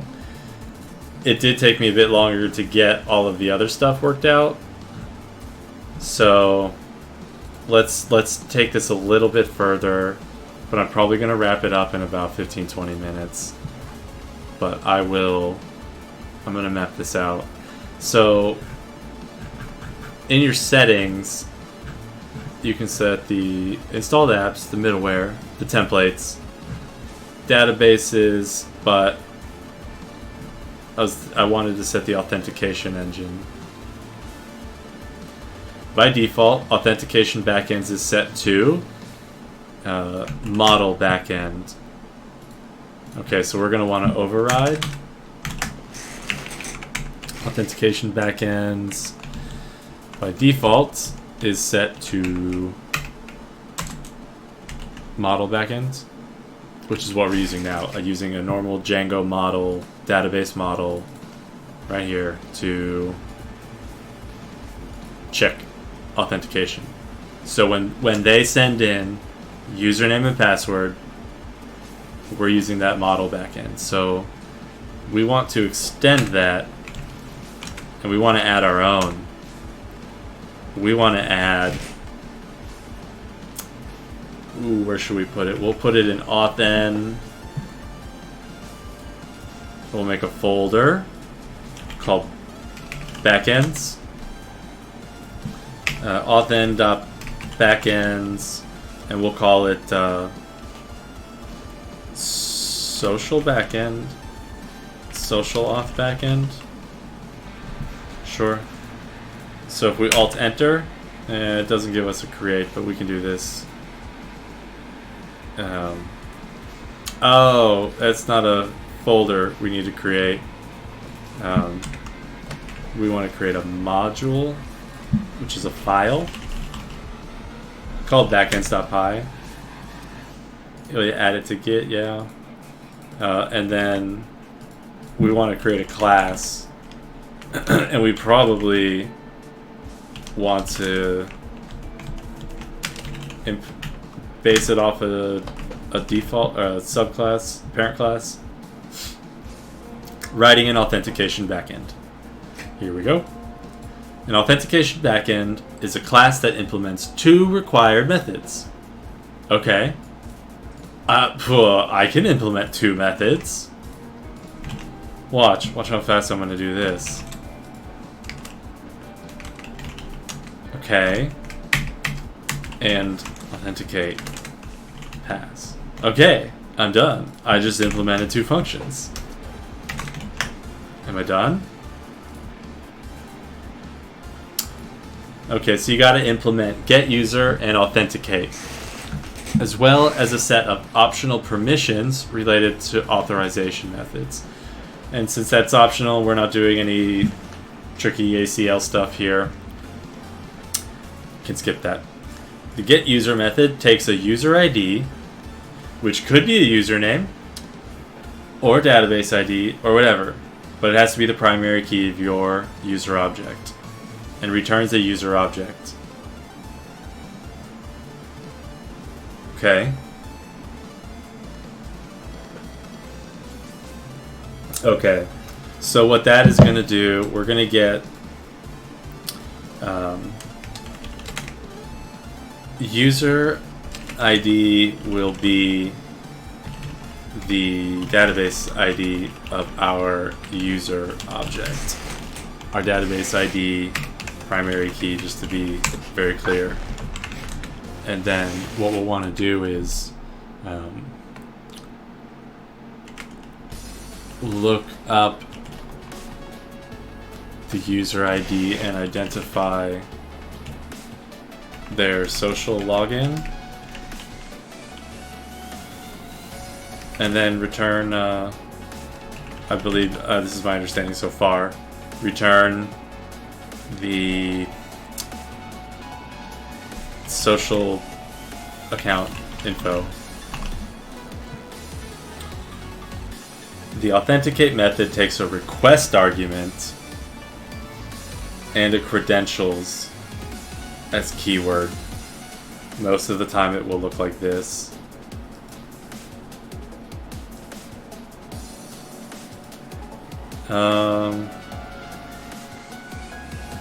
Okay. Oh, I see. Sometimes it'll be a username, sometimes it'll be a token. It's going to depend on our back end. So let's see. Username. Well, we're gonna have to figure out how Discord does it, or GitHub or whatever. Either way, Authenticate should check the credentials it gets and return a user object that matches those credentials. Authenticate should check the credentials and return a user object that matches, okay, if the credentials are valid. Okay. So is it gonna send us both of those at the same time? The Django admin is tightly coupled to the Django user object. Good. I mean, that's what we want. The best way to deal with this is to create a Django user object for each user. E.g., in your LDAP directory, your external SQL. You can either write a script to do this in advance, or your authenticate method can do it the first time the user logs in. I want to do it automatically the first time someone logs in. So like if someone says, I want to sign in with my Discord account, they just get the pop-up that says, hey, Discord wants to know if you trust this app to see your username. They say okay, and then bam, it registers them an account because Discord said, hey, yeah, we trust this person is who they say they are. Okay. Here's an example backend that authenticates against a username and password variable and creates a Django user the first time. Okay. Yeah, so here we go. We created our backend class here called social auth backend, and we created the two functions we need to implement. Okay, so authenticate is going to take the method that the parameters that we say and the ones we decide, and what we return is the user. So we got to look up the user. So it's going to look something like this, I guess. It's going to be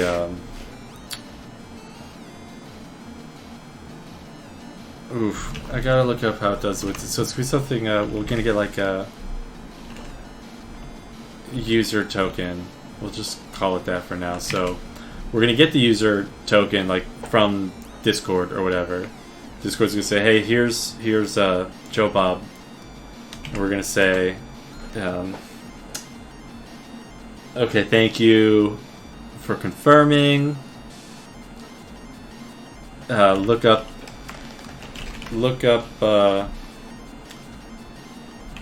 in our user database for a user that is tied to user token from, whatever, Discord. And then if it exists, return the user that matches. But if it doesn't, create the user entry tied to that social auth provider, and then return it. Okay, so that's our pseudocode that we're gonna go with. Okay, back to the example they provided. Yeah, if login valid and password valid.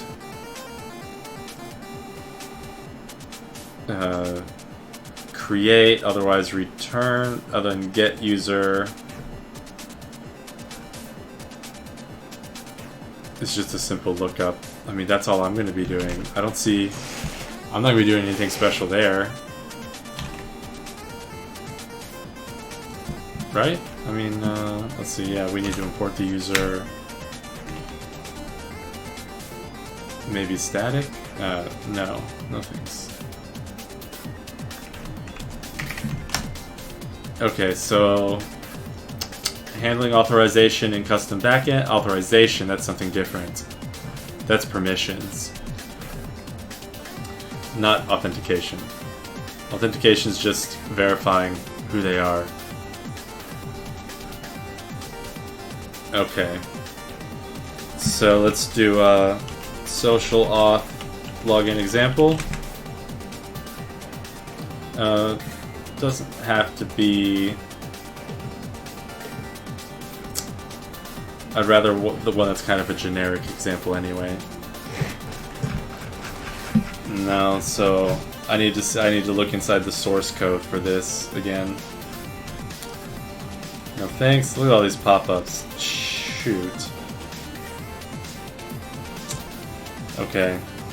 I mean, ads are kind of okay at times, but it's like, if you have to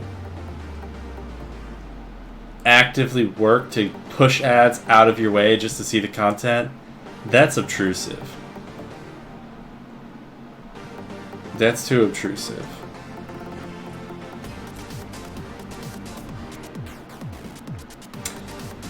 Okay.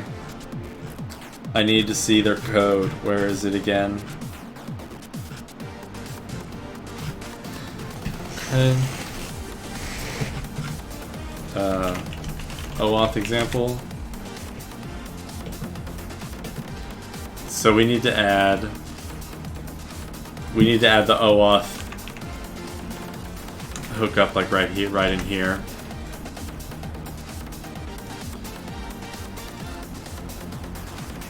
Now, when do we specify when to use that backend?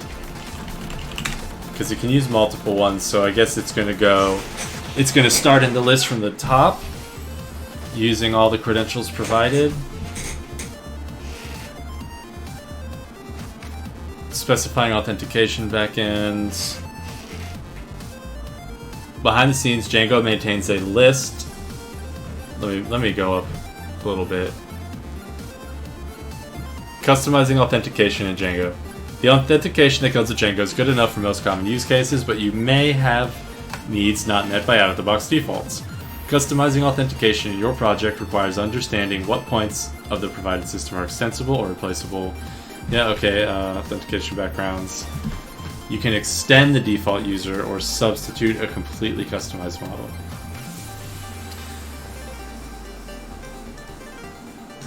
Yeah, I would usually extend it by adding a profile module or some kind of proxy module is how they define it. Or you can actually completely replace it, so you can copy theirs as a base and just completely replace it. But we're going to work with the one that comes out of the box. Specifying authentication, yeah, so there may be times when you need to hook into other authentication sources, that is, another source of username and passwords or authentication methods. For example, your company may already have an LDAP set up, the stores, it's a hassle. To store situations like this, yeah, okay, so it's actually going to be, well, what's going to happen is when they log in, they're not going to be logging in with the normal field, so it's not going to be /login with the username and password. They're going to, normally what happens is there's a, let's get the, maybe GitHub? Wait, what's a site that lets you log in? Streamlabs does. Streamlabs OBS. So when you go to their login page, you can't even register a local account, which has its pros and cons, but you have to click on a specific link, which is going to take you to a specific URL. So what we would do is something like this. In our authentication, we would add like def login Discord, and this would be a special endpoint. And what would happen there is we would basically forward them. This is where we kind of forward them to, like if I click login with Twitch, the next thing you know, you're at Twitch. Right, so you have to go, okay, you have to go set up an app, and we had that, so we're going to go back to the developer portal, go to our social auth app, go to OAuth. You must specify at least one URA for authentication to work. If you pass a URI in an OAuth request, it must exactly match one of your URIs here. So this is where you would put like,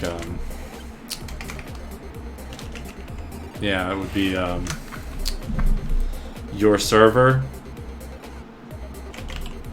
So something like, if we put it on the Minecraft server, / I guess we put it right at the root. And Discord OAuth, something like that. Or do we put it? Yeah, okay, so select redirect URL there. And we want identify and email. And then, okay, so that's the magical link. HTTP response redirect to, we're going to call it settings.discord social login URL. And we do alt enter. We can go ahead, I don't really want it to be a function, I actually want it to be a variable, like that. Okay. Okay, let's try this out.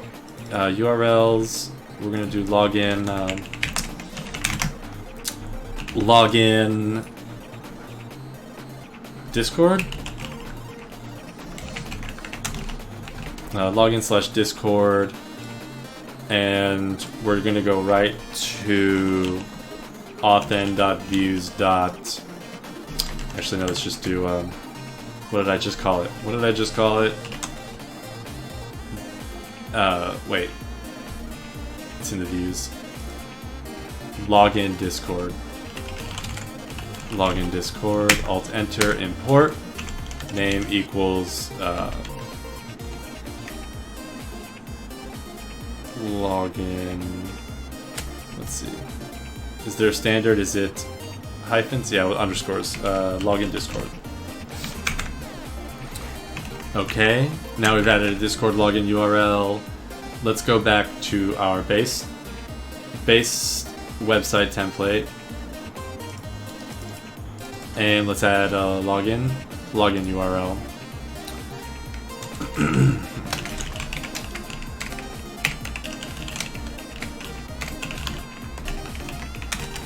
And then /login/Discord. And we say login with Discord. Discord, eh? Okay.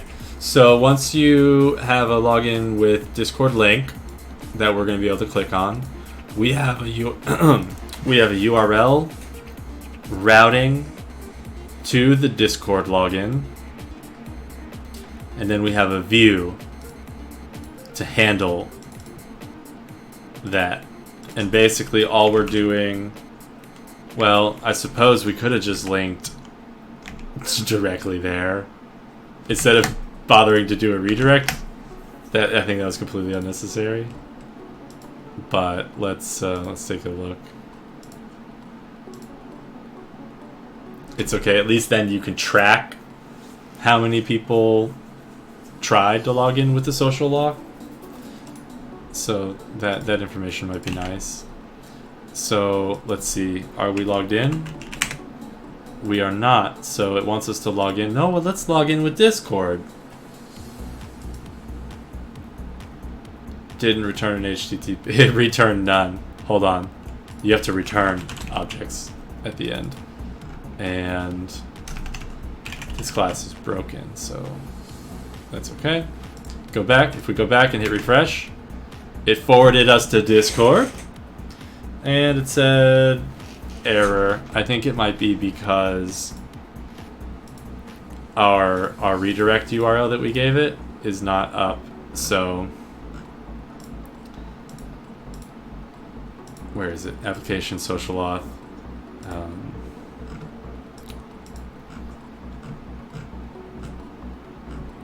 So this is just to help you generate a URL. Okay, so I think the problem is because we told it to go ping back to... let's get the settings open. We told it to ping back to minecraft.devdungeon.com/discordoauth. And we haven't actually set that up publicly to accept anything. We haven't pushed anything up to that server, so what's the next step here? We've got our login URL. So when you click on go to Discord and log in, it should say, hey, this is the app that wants to log in, or at least wants to know who you are. Yeah, okay. Learn more about OAuth 2. Yes, please. OAuth 2 enables application developers. We already know this, but I'll read it anyway. OAuth 2 enables application developers to build applications that utilize authentication and data from Discord API. Within Discord, there are multiple types of OAuth 2 authentication. We support the authorization code grant, the implicit grant, client credentials, and some modified special for Discord flows for bots and webhooks. The first step in implementing OAuth 2 is registering a developer application. And I did that. We did that. We have one called Social Auth. Actually, we should... whatever, that's fine. We're just testing. And... okay, we did that. Next step, and retrieving your client ID and client secret. Okay, those are right here. Got those. Most people who will be implementing OAuth 2 will want to find and utilize a library in the language of their choice. For those implementing OAuth 2 from scratch, now we don't want to implement OAuth 2 completely from scratch. We do, let's see, Python OAuth 2. Let's see what we've got here. Looks like there's two that stand out. Requests OAuth line, which I guess is built on top of requests. Which is why it also says OAuth for humans. That's the tagline for requests. A simple Flask application which connects to GitHub OAuth 2 looks like this. Okay, this is beautiful. This is perfect. Perfect, perfect, perfect. Okay, so I only want a couple tiny pieces out of here. We're going to need client ID, client secret, authorization, and token. Okay, so let's go over here. We're going to put that in our settings. So we'll call this one Discord client ID. Discord client secret.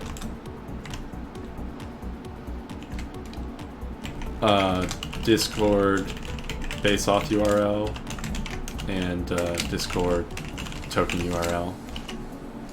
And they just provided us those links. Here is, where were we? Wait. Which tab was I in? Close, close, close, close, close, close, close. Okay, here we go. Base authorization URL. Discord app / blah blah blah authorize. Token URL. Thank you, Discord, for providing that. There's the token URL. Okay. Discord client secret. We're going to need that, and we're going to need our client ID. So let's continue reading this page first, because I know where to grab those. Client ID and client secret. What I'm going to do is try and hide it the best I can. So we'll like that. I mean, it's just a test. It's just a test one, so it's not a big deal. And I can always revoke it. And so if you ever share it by accident, you can click regenerate and get a new one. But just so you, oops, you guys saw it. Let's regenerate. Now, wait, yeah, it's way down here. Okay. Paste, save, whatever. Go pause it and do something with it before I'm done. Okay, and so we got all our configs set up. Now, go back to the documentation. We did the first step, we did the second step, we did... Yeah, okay, the next step is to figure out which OAuth flow is right for 2. We want the... They gave us 3 options, right? Or more than 3. Authorization, code grant, implicit grant, client credentials. I think we want the code, authorization code. Let's see, OAuth scopes. We want identify. And we do want the email too. So we want identify and email. And that's it. Those are the only things we want. We're not going to require much out of the user. State and security, yeah, I'm aware of that. Authorization code grant. The authorization code grant is what most developers will recognize as standard OAuth 2 and involves retrieving an access code and exchanging it for a user's access token. It allows authorization server to act as an intermediary. Yeah, so that is example URL, yeah. So this is what will be generated. Client ID is your client ID, scope is your scope. And so that's the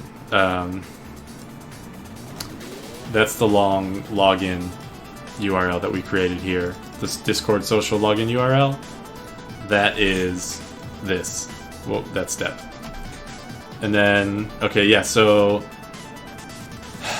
when someone navigates to this URL, they will be prompted to authorize your application for the requested scope. On acceptance, they will be redirected to your redirect URI, which will contain an additional query string parameter, code. And that's what we need. We gotta listen for that on our endpoint, and we'll get the code. And then with the code, I believe we hit the token URL. Code is now exchanged for the user's access token by making a post to the token URL with the following parameters: your client ID, your client secret, the grant type, the code that you got, your redirect URI, and the scope. Okay, so here's a quick example in Python, nicely enough. So that's slick. I'm gonna put that in here as a comment, as a reference. That might help me in a little bit. Okay, so what happens here? Exchange code. This would be the redirect URL. No.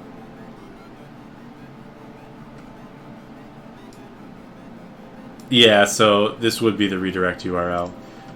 Exchange code. This would be the URL that gets hit after they log in with Discord. Right, so let's go back to the OAuth thing and let's regenerate a new URL. So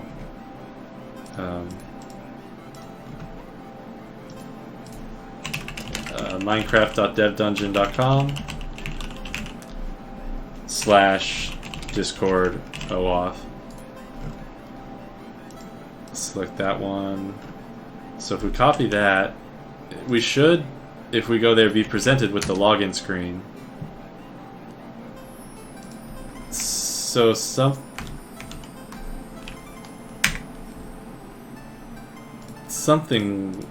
wonky is going on. Let's try identify it alone. Is it because I'm logged in and I own the app?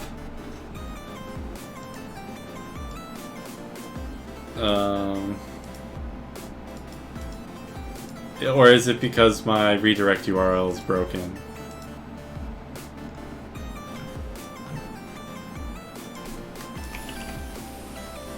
Let's see here. This would be the callback. So if we go on to, like, let's SSH into the Minecraft server.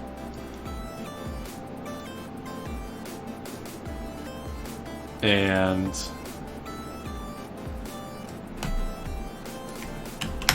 what if we did this?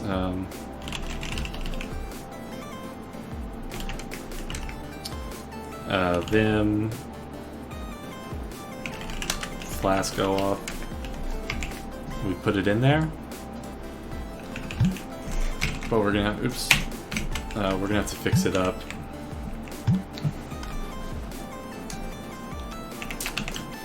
Client, okay. Now what does login do?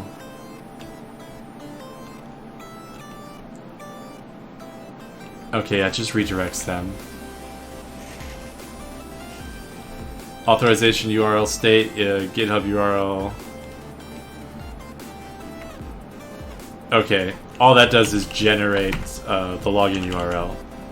And we already have that.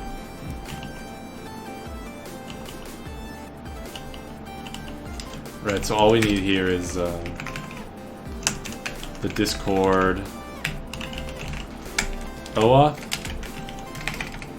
That's the endpoint we told it would hit on our server.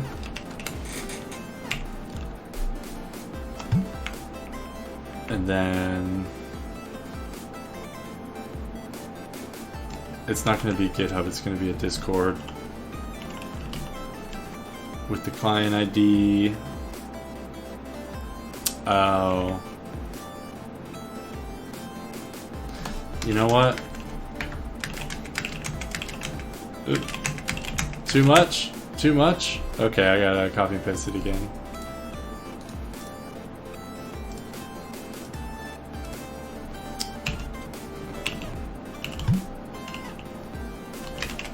Okay, paste it all back in. So, I guess maybe we do, but it's remembering the OAuth state.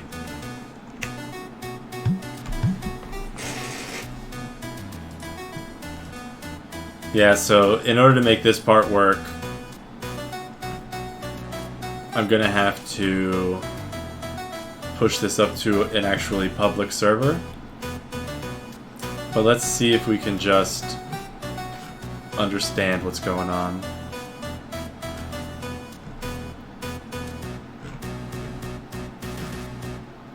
Okay, so yeah, we generate the authorized URL, and that helped us. This helps us do that, and so we can let's look at that URL. Is there any reason why it acts weird? Discord app authorized, client ID is that.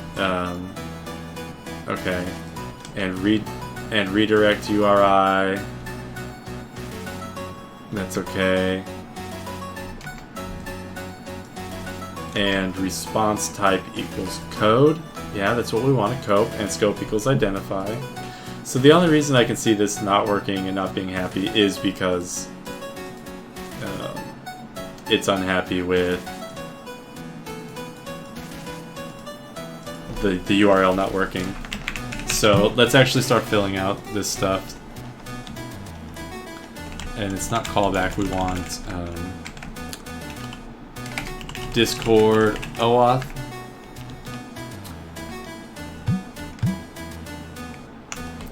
And get, oh no.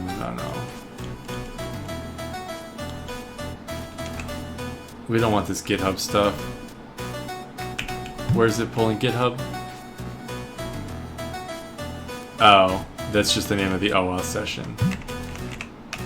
Yeah, that's fine. So we're just going to rename that.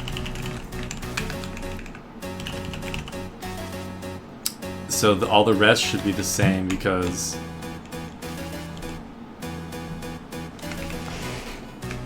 then what is it returning? JSONify GitHub get user. Okay, so it's just returning the user info.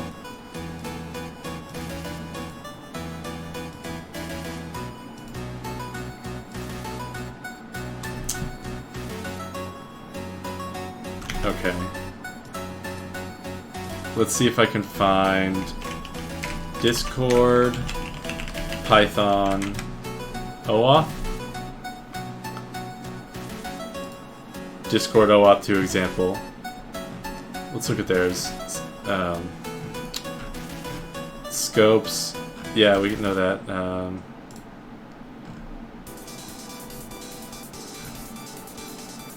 Make session. Okay. Build the authorization URL.